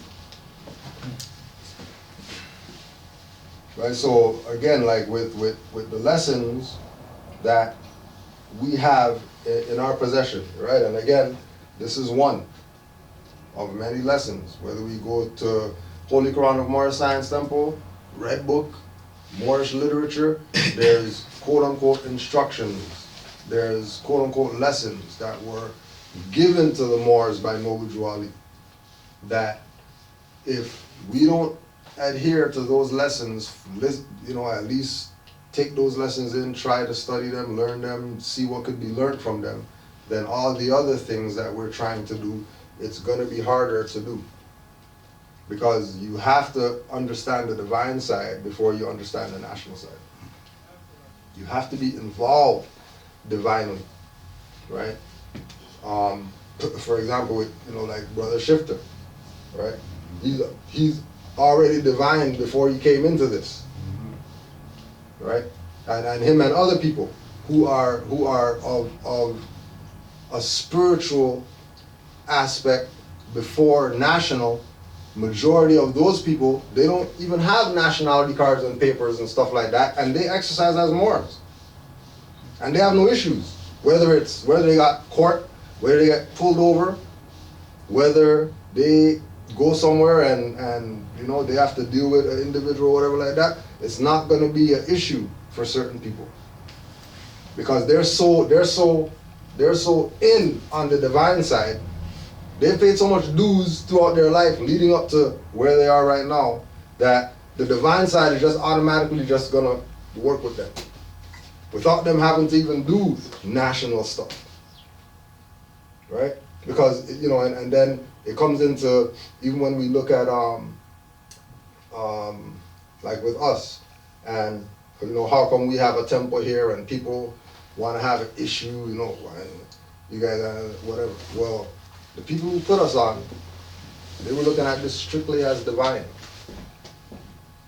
Because they had an article that they always had in their possession that Noble Drew Ali wanted to have Moorish Science Temple in Toronto. It's a documented fact that he was talking with people here to have temple here in the 1920s. Yeah, remember the sister downtown with the hairdressing place? Right, right. Right? So, when they seen that somebody from Toronto is interested in Moorish Science Temple, Noble Drew Ali and all that, automatically in their mind, they were looking at it as, oh, this is something divine. Didn't have anything to do with knowing me, conversation with me, or whatever like that. All they had was this article, and then there's this individual that they've been Moorish since however long, and this is the first time ever that somebody from this place is saying that they're interested and they want to know more about this, okay, this is something divine. And that's strictly what they looked at it as. And because it was divine, their mentality of dealing with us was, we better deal with them divine. Here's all the stuff. Here's Staraz's number. Here's Taj's number. Here's Nature's number. Here's Hakeem Bey's number. Here's all the people who we learn from number. Here's the stuff. Go do whatever you're going to do. And then that's it. And then they backed away. They didn't say, you need to send reports every month and you need to call us every month and make sure, whatever like that. None of that. Because this wasn't some earthly Moorish science temple register in the, that's not what this was. To them, this was Noble Juali, Allah or whatever, letting them know how real it is. Of what he was establishing, what he wanted to do. Because 80-something, 90-something years later, these Moors popping up from Toronto talking about they want to know some more about this. You know what I mean? All right. Any other questions and comments before we deal with our emails? Everybody's good? Actually, I'm glad that you spoke about me, and I think every 7 years, and mine began the age of 14 to 21. I completed my spiritual journey.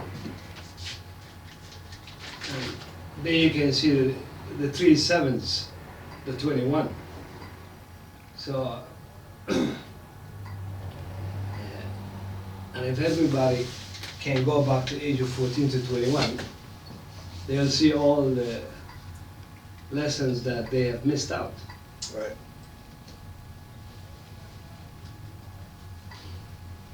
And that's all I have to say. And again, looking at, and when you do that, you also look back to all the other individuals who were quote unquote classified as prophet or whatever, and you do the math on when they came into their enlightenment, right? They say that, you know, Jesus was 13 when he was backing down his parents, like, yo, how about my father's work? What do you guys want? What are you up and down the place looking for me or whatever, like I'm doing something crazy? You guys should already know about, you guys should already, you know what I mean? Angels came and talked to you guys about what the hell I'm about. I'm 13, y'all still questioning about where I am and stuff like that? You guys don't know that I'm protected? Right? 33. You know, comes to his realization again. Oh, you know, man is mind and this is all spiritual and it's not nothing to do with, you know, break the seal, come out the cave and stuff like that. Man is living man and all that. You know, 33. You know, 3 11s. 3 gateways. 11 power number. You know, just check the record. They got books and books and books upon the different names of the people who were classified as the saviors of humanity. And there's many names of people, males and females included, who were classified as prophets of the people. That they got a track record. And then as soon as you check the track record, you'll see, you know what I mean? Where the ages were, where they came into their realization. And again, like Brother Shifter said, you trace yourself back, right? You'll find out, you'll go back to places that when you were younger and say, oh, that's what that was, that's what that lesson was for. That's why that happened, right? And nothing's wrong with going back to those places to even retrieve those lessons and bring them to the forefront. Because if you didn't learn them back then, more than likely, that lesson that you didn't learn is a reoccurring issue that you're still having today. More than likely. You have something in the past that you never dealt with. When you come into the knowledge of who you are, you should be going back to those places to bring those things that you didn't deal with to the forefront so you could deal with them. Right? And we know that you might not have dealt with it because of, you know, whatever the dynamics were as to what you were going through. But the point of the matter is that every time that there's a lesson to be learned, it should be learned. If it's not learned, then that lesson that you didn't learn is going to keep presenting itself until you learn it. And the more you don't learn, the more the kickback is going to be worse on you. The more you let it carry on, when you know that it shouldn't even be something that you're dealing with. You know that it's something that's supposed to be dissolved already. You got this issue for 20 years and you didn't do nothing with it yet. That issue is probably still haunting you. And it's gonna haunt you until you deal with it. Yeah, so you're saying about the number, the age of 13 and the age of 33, and I'm not really big into numerology, but I mean, at one point I was seeing a lot of, especially on my phone, I've seen a lot of 33, 22, 11, just like that, and even just seeing addresses and just different stuff. I keep on seeing these same numbers, like right. 23, 32, 11, and so when I looked it up, it's like, it says that it has something to do with prosperity, or prosperity coming to you, or just to some form of, to that sense, right? So then, I started even playing those numbers in the lottery, like, maybe I win something. It might pull. Yeah. Right. But then realizing now that when I got into the information, I think it was more telling me about leading me towards the information. Like, that my prosperity is going to come from knowledge, not really playing right. the numbers to win the jackpot or something exactly. like that. Right. And again too, just like when you said, when you brought up, you're having these occurrences with these numbers, and these numbers, coming up. Wake up, the numbers are there. Look at your phone, the numbers are there. Driving on the street, numbers are there. Right?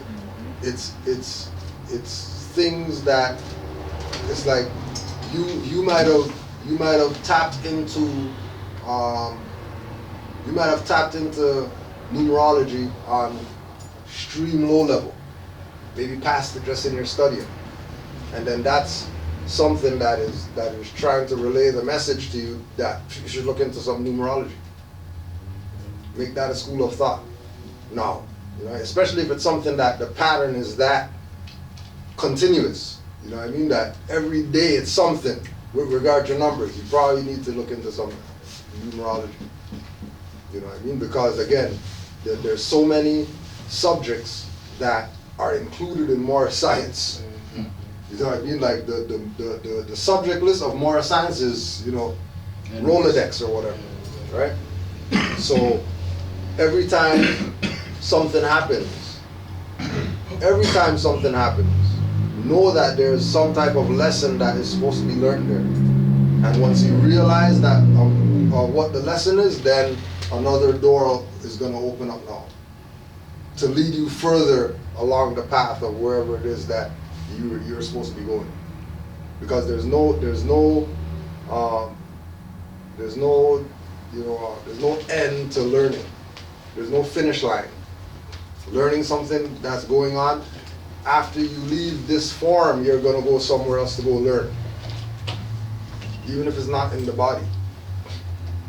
Right? Any other comments, or I know Shift has something.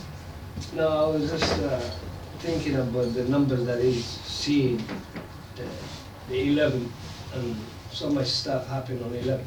It's also a number of a master. Cash 22 also. 22 is also a number of a master. Check astrology and then you'll see why all these numbers are happening. That too. There's so much more, like you said, Moorish science is so vast. It's not just history and civics. It's like there's so much more in the divine side of it that it's even way more than the civic part. And that's where people get caught up. You know what I mean? Because they think, law and history is deep or whatever. 700 years. You know, 1,000 years of history and billion years of Earth history and all that stuff. You know, well, if man is mind and the higher self, the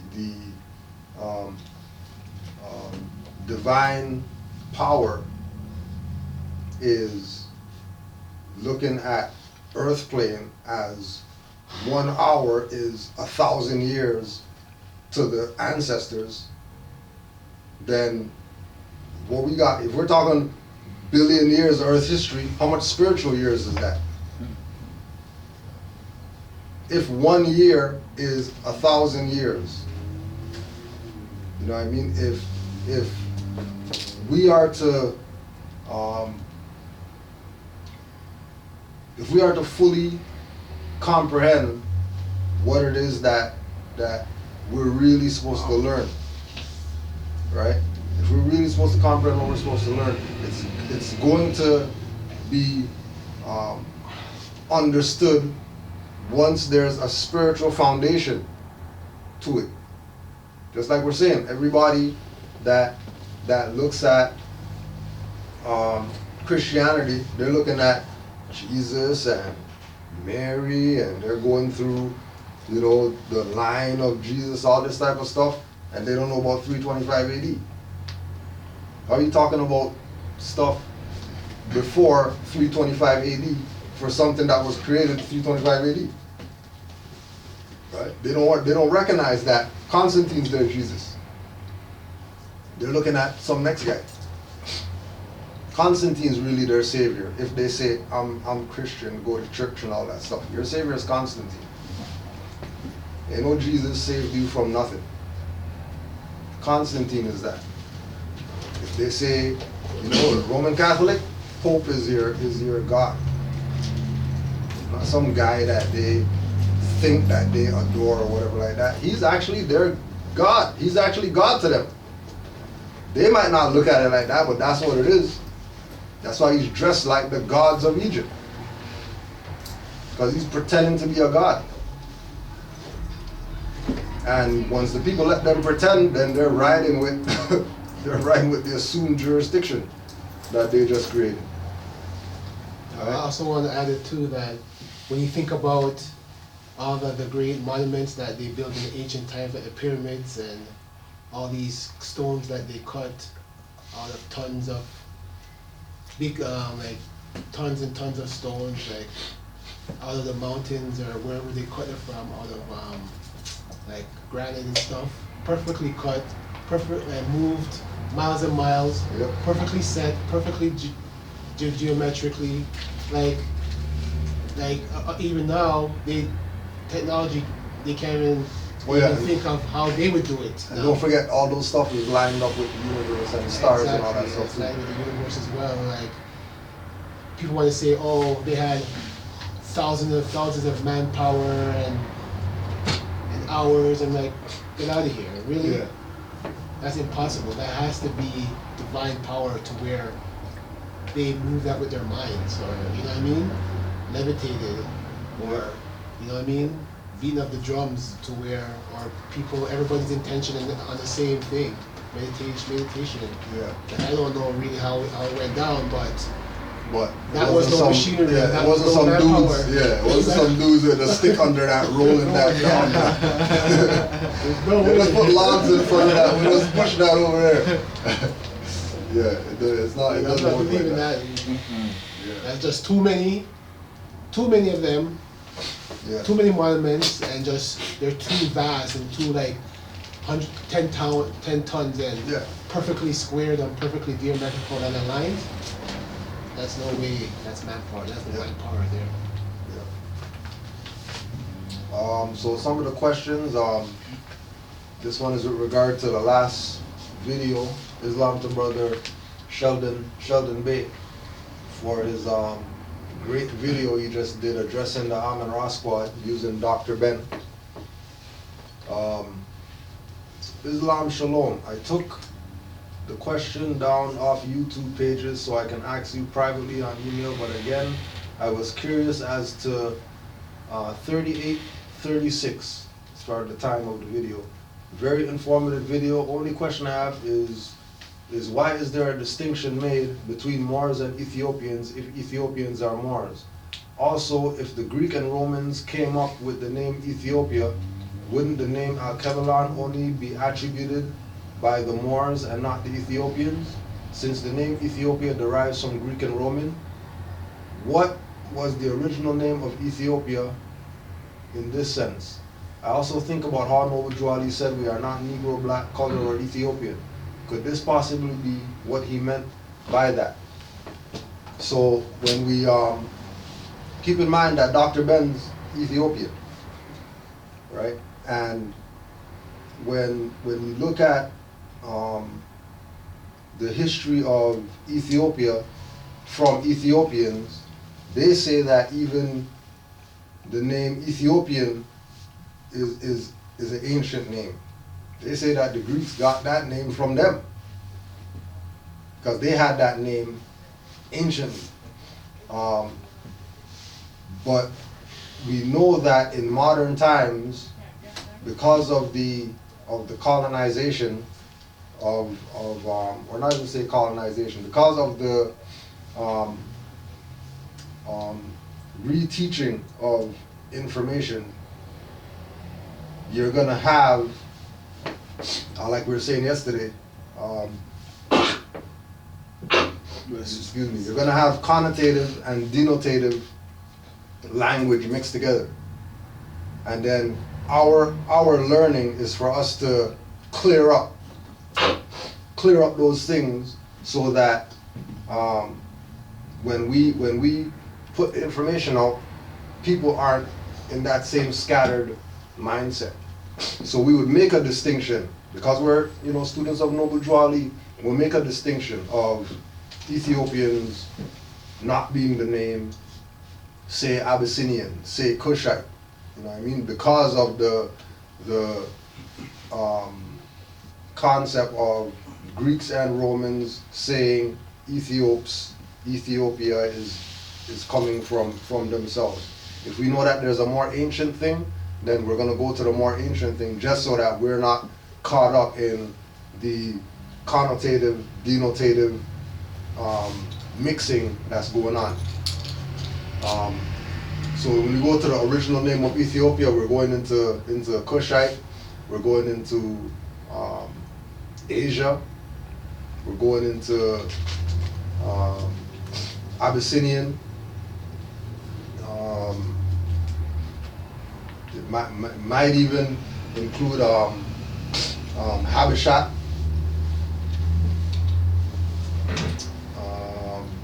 That's all that I know. Is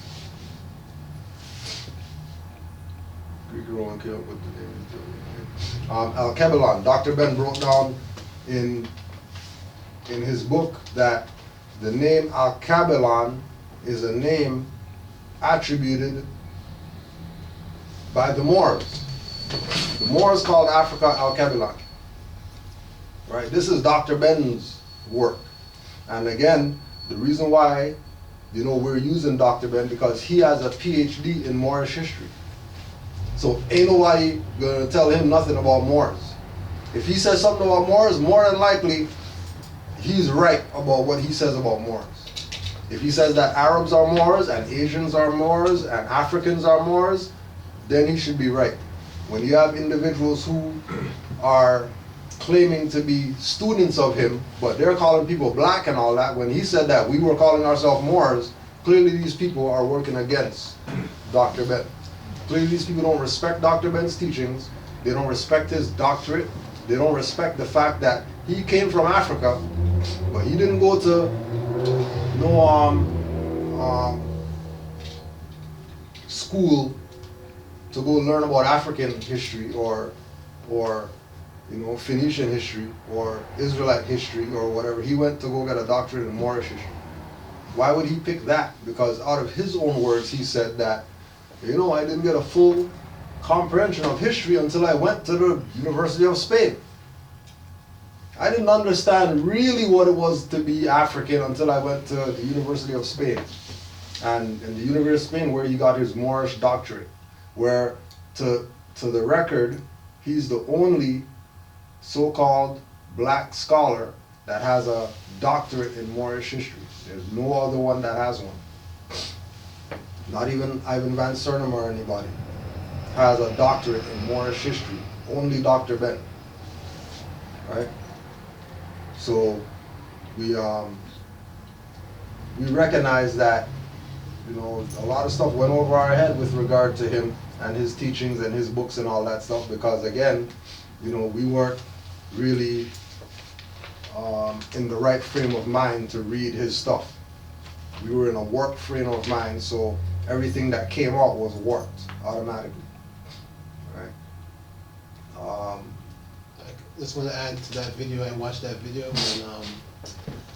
and basically the Amun-Ra Scott was saying that, yeah, Dr. Ben said we're Moors, but he didn't say that we're Moorish Americans. Like, Right. Duh. Right. Like, do we have to spell out everything for you? Like, break it down like children? Like, you know what I mean? And you know, with the, He said more, so what Yeah. more do you need? He has to say like every single. and it's interesting that they, you know, they're gonna tie Moors to other cultures, Exactly. right? You know, Moors are Moors, Moors are African, Moors are, Arab. you know, Arabs, Moors are this and that. But, you know, as soon as Moorish American comes up, you know, they're not tying Moorish Americans to anything. But, you know, Noble Drew Ali, Moorish Science Temple, and that's it. When, you know, any individual who recognizes that Morocco is over here and they have dark skin, they classify as Moorish American. And remember that the only reason that we're making that tie is because Morocco over here is part of the Moroccan Empire. So it's not a thing of this has to do with Moorish Science Temple. It's not a thing that this is limited. Moorish American is limited to, well, Moorish Science Temple says that you're Moorish American, so that's why you're Moorish American, right? Because we're going back to the state of mind of our ancient foremothers and forefathers. So if we are what we are today. Our ancient foremothers and forefathers are what they were. We can't be our ancient foremothers and forefathers. We can't be ancient Egyptians because we weren't back there. We can't be, you know, the Israelites because we weren't back there. Right? We're Moorish Americans because we're descendants of Moroccans. Being that we're descendants of somebody, that means we have a history. That means we have culture. That means we have something that predates the colonial designations of our people. We predate those. You know what I mean? And we have to be the ones, as far as Moors, we have to be the ones to, you know, put out the correct information so that our people can have a correct concept as to what this is. Because if we let people like Amun-Ra and them people tell it, they're going to make people think that, you know, being a Moor is Moorish Science Temple. Yeah, but also, this is also Upper Egypt. Right. And the other side is Lower Egypt. Yep. So then how, once you don't understand that this is Upper Egypt, and Egypt is not only on the other side, then you will know who you are. But if you don't know that Egypt is only on the other side and not on this side, just like how you have Upper Canada and Lower Canada. Right. Everything has lower and up, Yeah. female and male. So, because people would like to make people in Upper Egypt feel like they are not Egyptian, because everything in America is slavery. Right. So your whole life begins with slavery. Right. And you'll always be looking on the other side thinking that's where all the good things and all the profits, and Egypt is on the other side. Yeah. Once you have that illusion, it's over for you. And this is why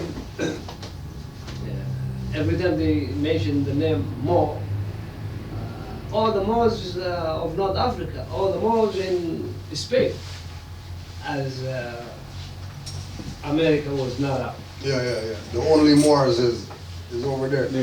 It's insane. Because I've seen a lot of Africans that think that people up here are not Africans. Right. And I'm saying, okay, no problem. But yet, you came down here. Why are you coming down here? What is the reason why everybody is coming Upper Egypt? Come on over. And this thing is just, if you don't know, you don't know. It's just, it's not something that you can learn from a book. But if you are the living book and you're reading a dead book, then your concept's backwards. it's, The concept's backwards because that's what the dead book is supposed to do. The dead book is supposed to raise up the living book. All the stuff that we got that we say is, literature for Moors or whatever. When you read these things, again, we're going back to the divine part. When you read these books and stuff like that, if you're just looking at these books or the information in these books as some historical information and that's it, right? Then you won't allow your DNA to tell you things. You know what I mean? Because we are our ancient foremothers and forefathers. So there are things within us that information in these books are gonna get out of us. How much people got a book and let's say a historical book, and it's not relative to where you are in your frame of mind. It's just a book. But then you open the page, and that's the page with the stuff that you would be looking for if you were to read this book. But the book is not about the subject matter that you're looking. That's just one page with one line giving you a reference point that you actually were looking for. Without reading to page 255, you just went to that page, just open the book, crack the book, and then there's the info that you're looking for. Right? And those are things like the DNA talking to you. You activating the higher self where you might not have to read the 300-page book because every page might not apply to you. It might only be 2 pages in a 300-page book that actually apply to your situation. Do you have the precision to go into that book and get that part? Or are you going to be, going through these 300 pages, and so caught up in those that you miss the 2 pages that is really the information that you're supposed to get, right? Brother Lamar Bey. Islam, Brother Kudra, I want to be part of a study group. Do you know any in New York territory? We know of National Black Theater, Black National Theater or whatever. Every Wednesday night, the family from RGV Bay Publications has their classes in Harlem. So as far as a study group there, that's one that I would look at if you're in New York. Just go to rgbaypublications.com and there should be a flyer on there about the classes in Harlem. Been studying on my own. I feel like knowledge of self happens in stages. First you're excited and want all to know what's real and what's not. When you see that all programming in our people is deeply rooted, it feels like you're talking to brick walls. Excitement goes away and just frustration kicks in. Seeing my wife get upset over the election showed me I need to show and prove more that we are government. I don't want to look like a hypocrite. I haven't put on notice so-called officials of my status yet. This is where I need to be active with active Moors. Thanks in advance for your help. So I was talking with night before or something. I was talking to somebody about the same thing with they get the information, they get amped up by the information, Then they go tell Negro, and Negro brings them down. That's what's supposed to happen. Why you going to a Negro? Yeah. Right? This is not Negro-minded information. This is why we're saying about, if you like what you're saying with the family, that you go to the family and you try to put the family on this info, they don't want to hear it, they don't want, whatever. You know what I mean? They have a right to not get this info. All right, please, right? They have a right not to get this info. They have a right to say, you know what, I think you're crazy and I don't want to hear nothing that you're saying. All right, ain't no big deal, you know what I mean? Just make sure you got my plate and stuff like that. Don't got me like an outcast. You know what I mean? Because it's not for them to, just like it's not for them to tell you don't study and whatever like that. You know what I mean? It's not for you to yield to them because they don't like what you got to say or what you're studying or whatever. They, if you don't want to like it, you don't have to like it. But don't be telling me don't. Why are you studying that? You shouldn't be studying that. That's devil worship. What do you know? What do you know? You don't know nothing. How you know this is devil worship? You know what the devil is? You know what I mean? Why don't you become the devil? Because if that's what they fear, you become their God. Because it's all this is what it is, and it's just a fact. They don't want to be God, obviously, so. So might as well be. Switch it up. I mean, switch it up on them. But it's not a thing like if we're in the know, and we have the insight, if we have the light, then it shouldn't be frustrating when you're trying to light somebody's path for them to see and they don't want it. They want to be in darkness, hey, off your light and go about your business. Let them wander around in darkness if they want to. But we do know that, they'll stub their toe, walk into walls a few times, and then they'll call you. Remember that stuff you were talking about? It might be a year later, it might be 6, it might be tomorrow. You know what I mean? But eventually, whether it's you, somebody else, because most of the time with family, somebody else got to tell them. Then they're going to come running to you talking about, oh, we're Moors. You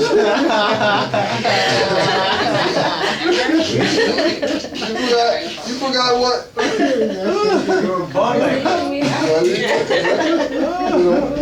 But when you have those ones, you just let them get them shine. Yeah, we are.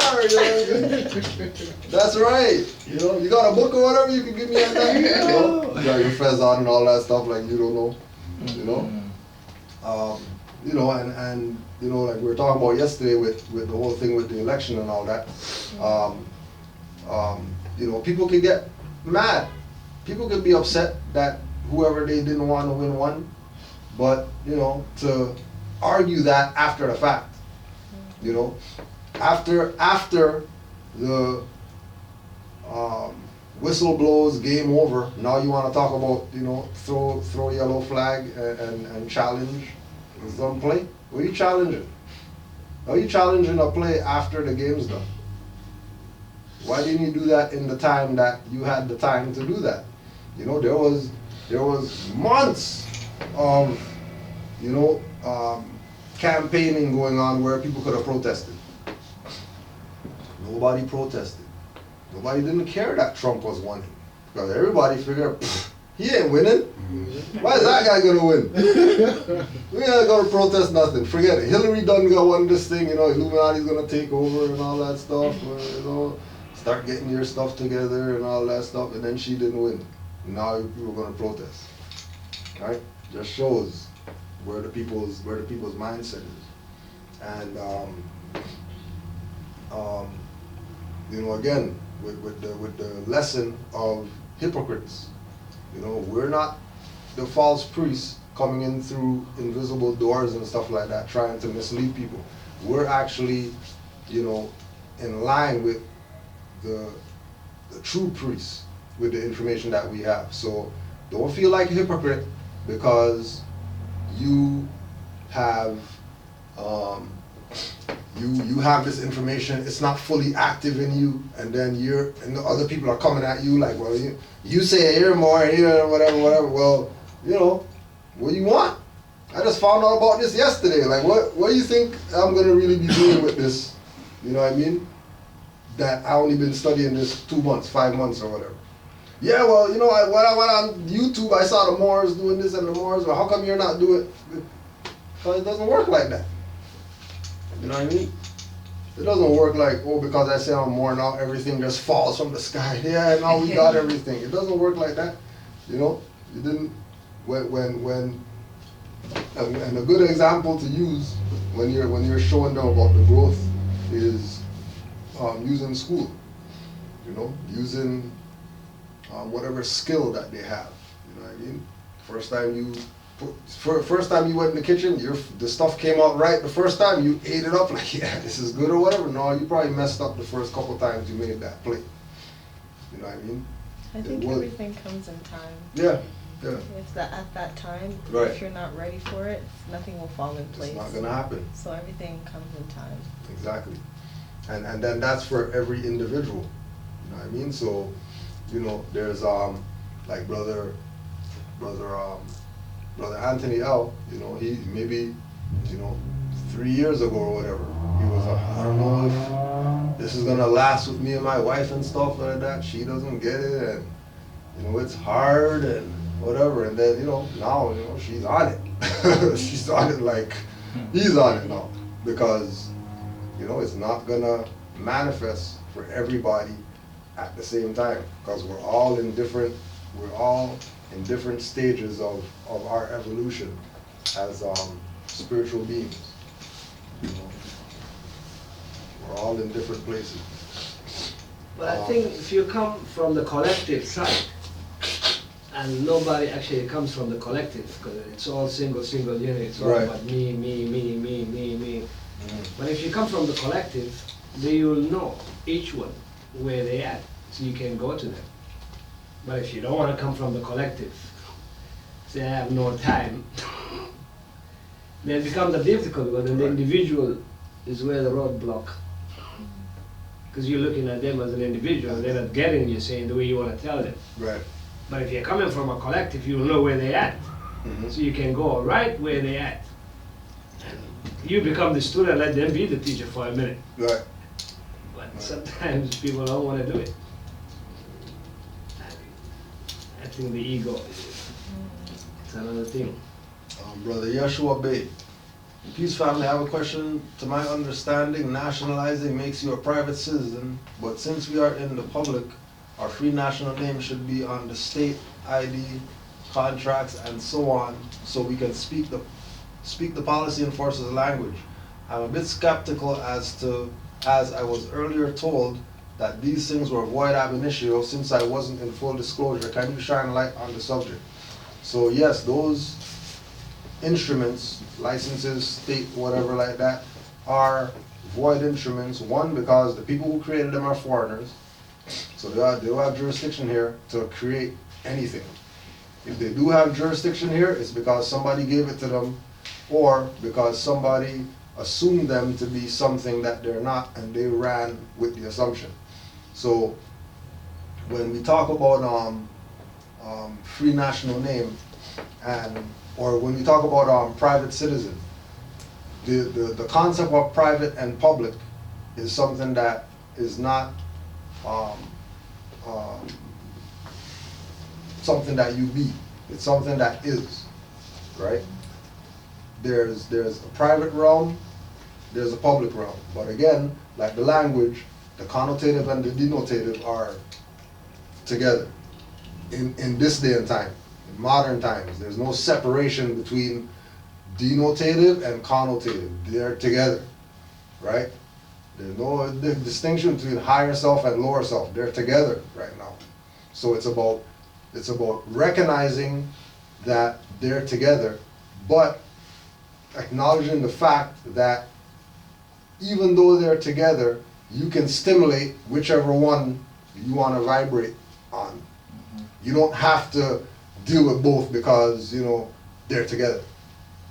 You could stimulate the lower self to take you to the higher self. You can use denotative definitions in a connotative space to get the connotative space to accept the denotative meaning. No different than we might be sending mail to somebody and we're gonna put Ontario Territory, not ON. But who we're sending that to, they're in the public side. They're not even supposed to want to receive it or whatever, but they're going to because it's addressed to them and it really doesn't matter what it says on it. If it says their name, it's their stuff that they're gonna get, right? So get out of the private citizen and public citizen, whatever, because private and public is our jurisdiction. Public is our jurisdiction because land is ours. Private is our jurisdiction because this is our jurisdiction to exercise in.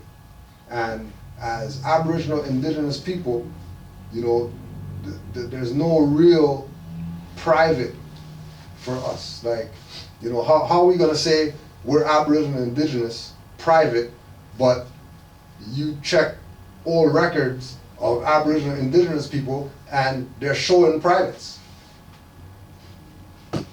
Clearly private is public if sisters have their breast showing or whatever. Mm-hmm. Guys have their little string or whatever like that, ass cheeks outside. Clearly they're not private. Clearly it's public. But could that be like, because I was thinking about that too the other day, how in this society it may seem like, okay, you're exposing yourself. In but this if you society. look Right. at tropical environments, particularly like, you know, tribal. Yeah, it's in your best interest not to have clothes. Yeah. Well, t-shirt is 100 degrees outside. Right? So out there you just see ass and titties, but Yeah.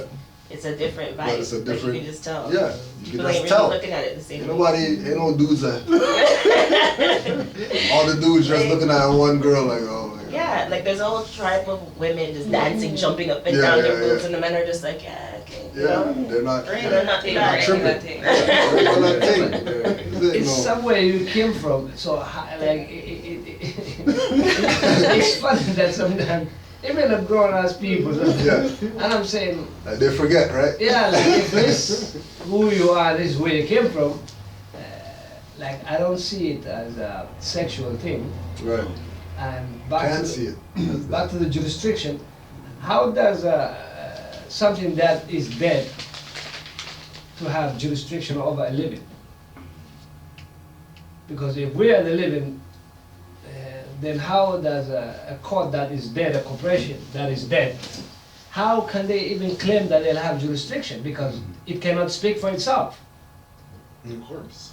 Right. So then the jurisdiction just. But if you don't know, then you end up giving your own jurisdiction over to them. True, true. And it's nobody's fault but yours. Islam. Islam. Brother Esteban just wanted to put Moors to keep their eyes open for when the Starbucks Christmas cups come out. Right?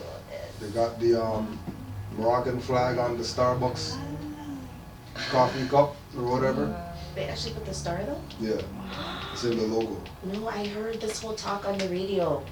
Like for some reason the other day on one of these little, like I don't know if it was 92.5 or something, you know, kind of pop station. Yeah. But they were talking, like the two hosts were talking about how last year there was a big problem where people were complaining that Starbucks changed their cup and they made it all red Yeah, or the something red like cup, that. yeah. I'm like, hold on, red? Yeah. I'm like, so you know, I'm thinking and stuff like that, but people are complaining because it used to be some kind of festive look and they just made it all red. So this year now, apparently, they changed it again, but I think they took suggestions as to what they should put on it. And then one girl called in, she's like, well, I heard that they're all green now and people are complaining that they're green. I'm like, red, green, Yeah. okay, interesting, you know? And then they're like, well, maybe that's just in the States though, because we thought they were red up here. I'm like, okay. So I've been interested to find out Yeah. about them, so it's just interesting that you're bringing it up. Yeah. Isn't the flag red and The fact that you make such a big deal out of it, to me, struck me, like, why is it such a big... That's why it's a big deal. Red is what became today Spain. That's what's called the Red House. Because you have the red crown, which is Lower Egypt, and you have the white crown, which is Upper Egypt, which is America. So when you look at the red and the white also on so many flags, you'll see Upper Egypt and Lower Egypt. I've been meditating on those colors this week though. This is why it's strange. Red and white, I was just thinking about red and white. Almost every flag is red and white, which are the Lower Egypt and Upper Egypt crown. Because Spain becomes Red House, and they have the White House, which is Upper Egypt, which is America. And those are two crowns. And then the brother also made reference to coffee, which is a dark liquid, right? Remember, it's in a green and red cup, right? And then it's drank in the mornings with morning, MOORNING, right? So everybody got your science, and then don't forget that the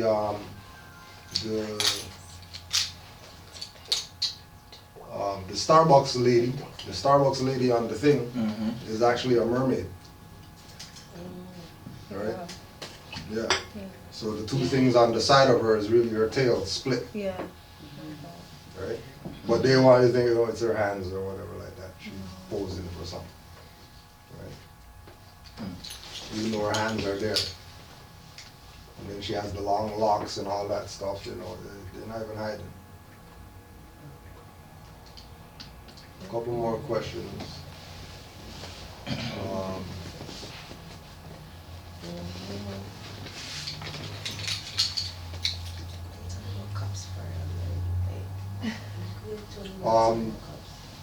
Brother Yusuf L. Islam gives thanks to Prophet Noble Jew Ali Islam.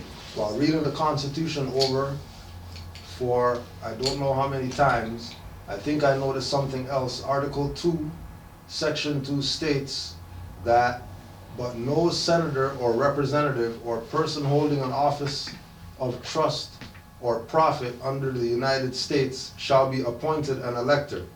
Does this mean only Moors can be appointed to the electoral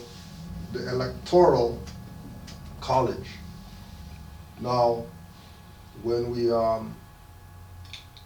from the historical perspective, we always have to remember that we had our own stuff running, right? So if let's just say somebody who was Aboriginal and Indigenous got appointed or elected to be something within the jurisdiction of that construct, United States of America, Republic government, they would only be in there as a liaison. They would only be in there as a mentor. They wouldn't be in there from having a position or being able to claim that they are whatever of the United States of America. They were just there in order so that certain things could be given to the individuals coming into this one-on-one by somebody who's part of the culture, right? And when we go to these articles, remember that they continue to make reference, especially when we get into the later versions, which is why, you know, we have to go back to the Constitution with 7 articles, 10 Bill of Rights, in order for us to know or be clear as to who the parties were. Because if we look at the constitutions today, you're going to have, you know, it's going to say United States instead of United States of America. It's going to say no mention of republic. It's going to talk about democracy, even though Article 4, Section 4 is dealing with you know, the whole aspect of Republican form of government, we know that the democracy agents that took over are trying to, the real thing that they're trying to do is pass the debt on to the people, because they have the people through the New Deal listed as corporate entities. They have the people listed as the ones who are responsible for any debt. Now, again, you know, no senator or representative or person holding an office of trust or profit under the United States shall be appointed an elector. So when you go back to the founding of the Electoral College, you find out that Congress was the one that was actually was voting, and then they started a committee, which became the Electoral College, who are now the ones that vote who's going to be the president, right? But prior to the Electoral College, there was somebody else that was making that decision. Just like when we look at, you know, George Washington's president, who elected him? There was no Electoral College when George Washington became president, right? How did he become president? Who selected him? And then when did this transition happen, where they said, you know, because remember it was Constitutional Convention that they would do everything that would be done at the Constitutional Convention, not no Electoral College. So why did they transfer the powers, you know, to the Electoral College? Because this was during the time of the transition of the government into the hands of the people who were undermining it. The same people who JFK was fighting, why they killed him. Same people who Lincoln was fighting, why they killed him. The same individuals who killed James Trafficant. The same individuals who made sure that all these individuals who are running and taking positions of power take oaths to uphold Constitution and Republican form of government, but then they're talking democracy. And they're talking about Amendment 1, 11, 12, 13, 14, 20, 100 amendments that none of them got approved through or got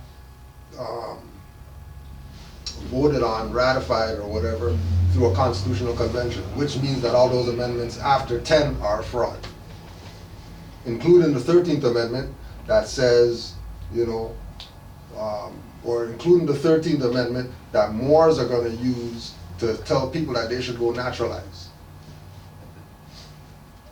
Well, is there anything that past 10, like even in numbers, you come back again? Right. So now you don't even have to, it's a repeat system where it's like talking to a child. Right. And that's how and then that's why people are minorities, because, you know, they're looking at Amendment 10 and then, you know, going to 11, 12, 13, 14, when really after Amendment 10 is right back to 1. Like after 10, you're supposed to go back to 1, not to 11. Right? So it's all over 360 now. So. Right? Yeah, well. So how do you deal with somebody over here in Canaanland, Canada, corporate Canada, that says, oh, the American Constitution only applies to the United States? Ask them where's Canada. And if they say Canada is somewhere other than North America, you know those people are, Okay. they're not ready to learn. Yes. You know, because it, you know, you know, even when we look at you know, just the mere words, right?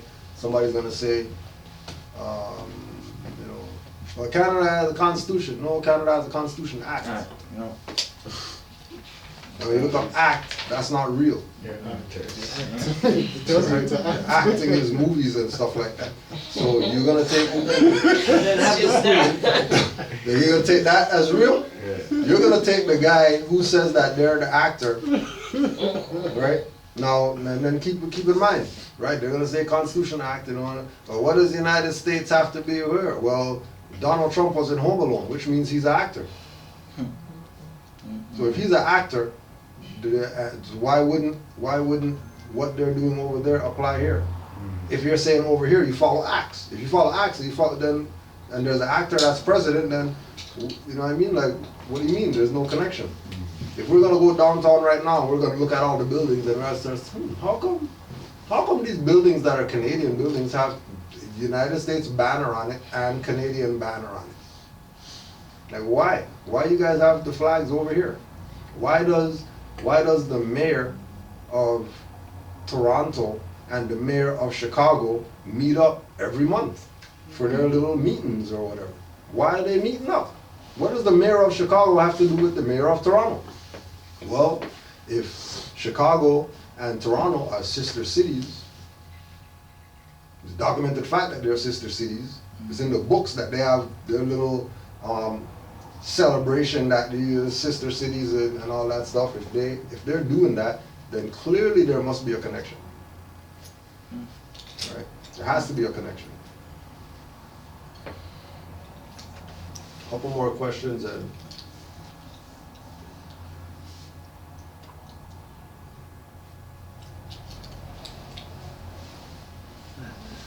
Instead of having a question, why don't we have the quest? Let everybody go on their quest. Well, that's what question is. So instead of asking. well, see, that's the whole thing with the questions too. That you know, when they go on their quest, most of the times, you know, their quest ends very fast. So they come to get a little more, so we can, you know, send them a little bit further on their quest, make sure that they get some. Right. Islam, Brother Cujo, and all active Moors, just sharing. After I demanded a writ, the contract of student loan by emphasizing a few evidence and mentioning the Clearfield doctrine, Jean-Luc Lamontagne from BMO Bank sent a copy of the contract. After analyzing it, I discovered that the contract was void ab initio since the person of BMO used larceny of constructive fraud because the representative used a style of grammar against the Canadian Style Official Language Act, used of uppercase lettering entirely for the name and constructive corporate language. The Jed and I are currently preparing a response with another writ, putting the evidence up front to dismiss, expunge the fraudulent claim, and making a notice internationally. It was also evidence to me how bankers are criminals and do not honor principles. For example, Jean-Luc Lamontagne from BMO addressed the correspondence to the corporate entity, while Andrew Kurjan from FCAC addressed the correspondence to my national appellation. By studying the SAAQ, equivalent to Department of Motor Vehicles website, and content evidence can be seen in plain sight when one is aware of the information, i.e. SAAQ, an agent of the Crown Corporation, and there are more evidences of SAAQ's fraud based from SAAQ's correspondence I have in my possession. We will be putting work to sending a writ, co-warranto, etc., etc. All right. Going to that. One sec.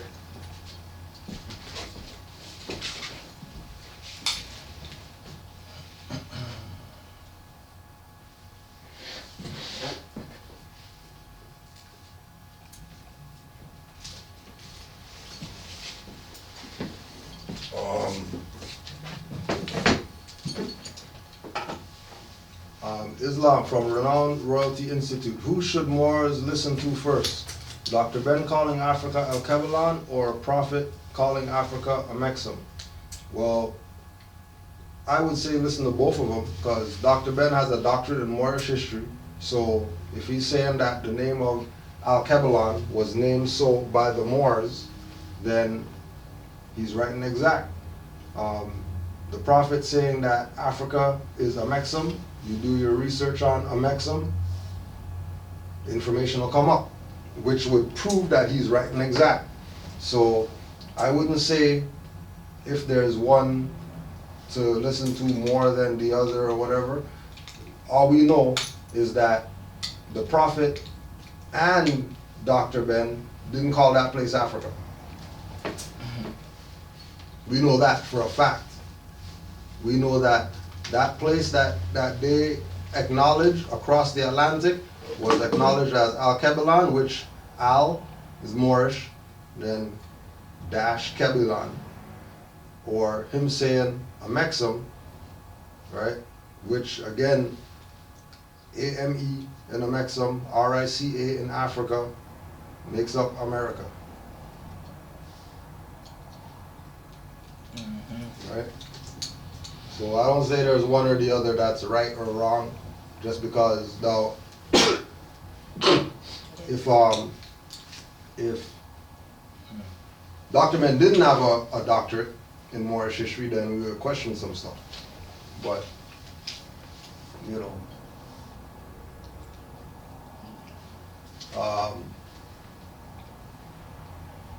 Brother Guamanico Ella again, and this is just to show people waking up to the information. A sister shared this visual info from the Austin Powers movie. And then Austin Powers, there's Brother Will Farrell plays this man named Mustafa who wears a fez all the time.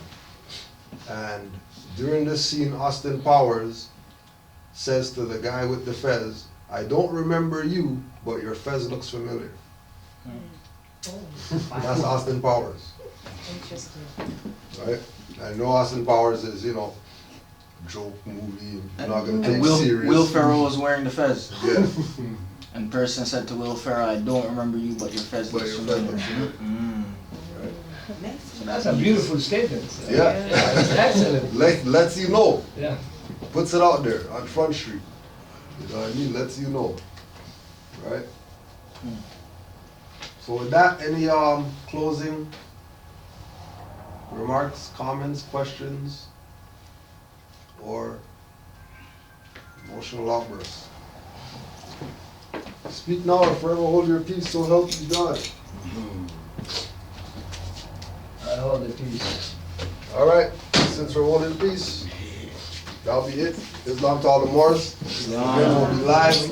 We'll be live again on Tuesday for our Tuesday class. We're still working on a place for the town hall meeting, so just keep you posted with that. And we're still solidifying our places for Nobu Juali Day. That's pretty much all we got coming up as of right now. But for Juali Day this year, we're gonna have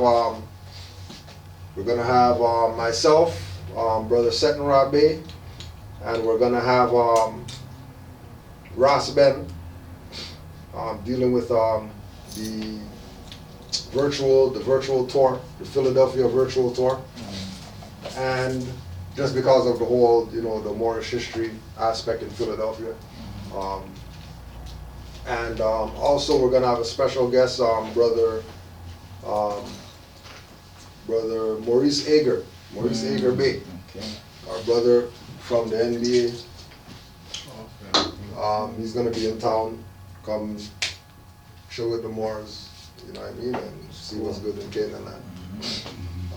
Working on some other things with him, but again, once we have the space fixed up, then we'll make the announcement for those stuff. And that's it. You know, $5 books, 3 for 20 DVDs. Get your if you don't have them, you can get your Quran, then your 101 questionnaire, all those stuff. What's the difference with that red one you were reading? Or I was reading. Yeah, but both of those, the Holy Quran of the Moorish Science Temple and the Mysteries of the Silent Brotherhood, is both of those have excerpts from the Aquarian Gospel, right? But not all the lessons are in these two, Okay. right? Because remember that when we said that Noble Drawley prepared this specifically for Mars, so everything wasn't needed. Certain information was needed in order for us to get the point. Too much information is gonna have us all over the place, right? And we are the Mysteries of the Silent Brotherhood is the red book is the book next to the Parliamentary Procedures book on the second shelf. Yeah.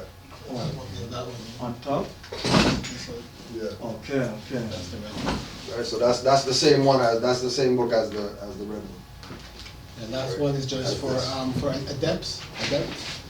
Wasn't the red book for? Yeah. Well, this is why the people fell for the dark priests who infiltrated the Moorish movement, because when the dark priests came in, they separated the books.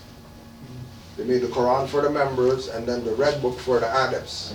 So what about But it's really supposed to be everybody. Right? It's really supposed to be everybody's book. So that everybody knows that everybody knows from Jesus' life to when he went to go study, so that they can be clear as to, what was his purpose.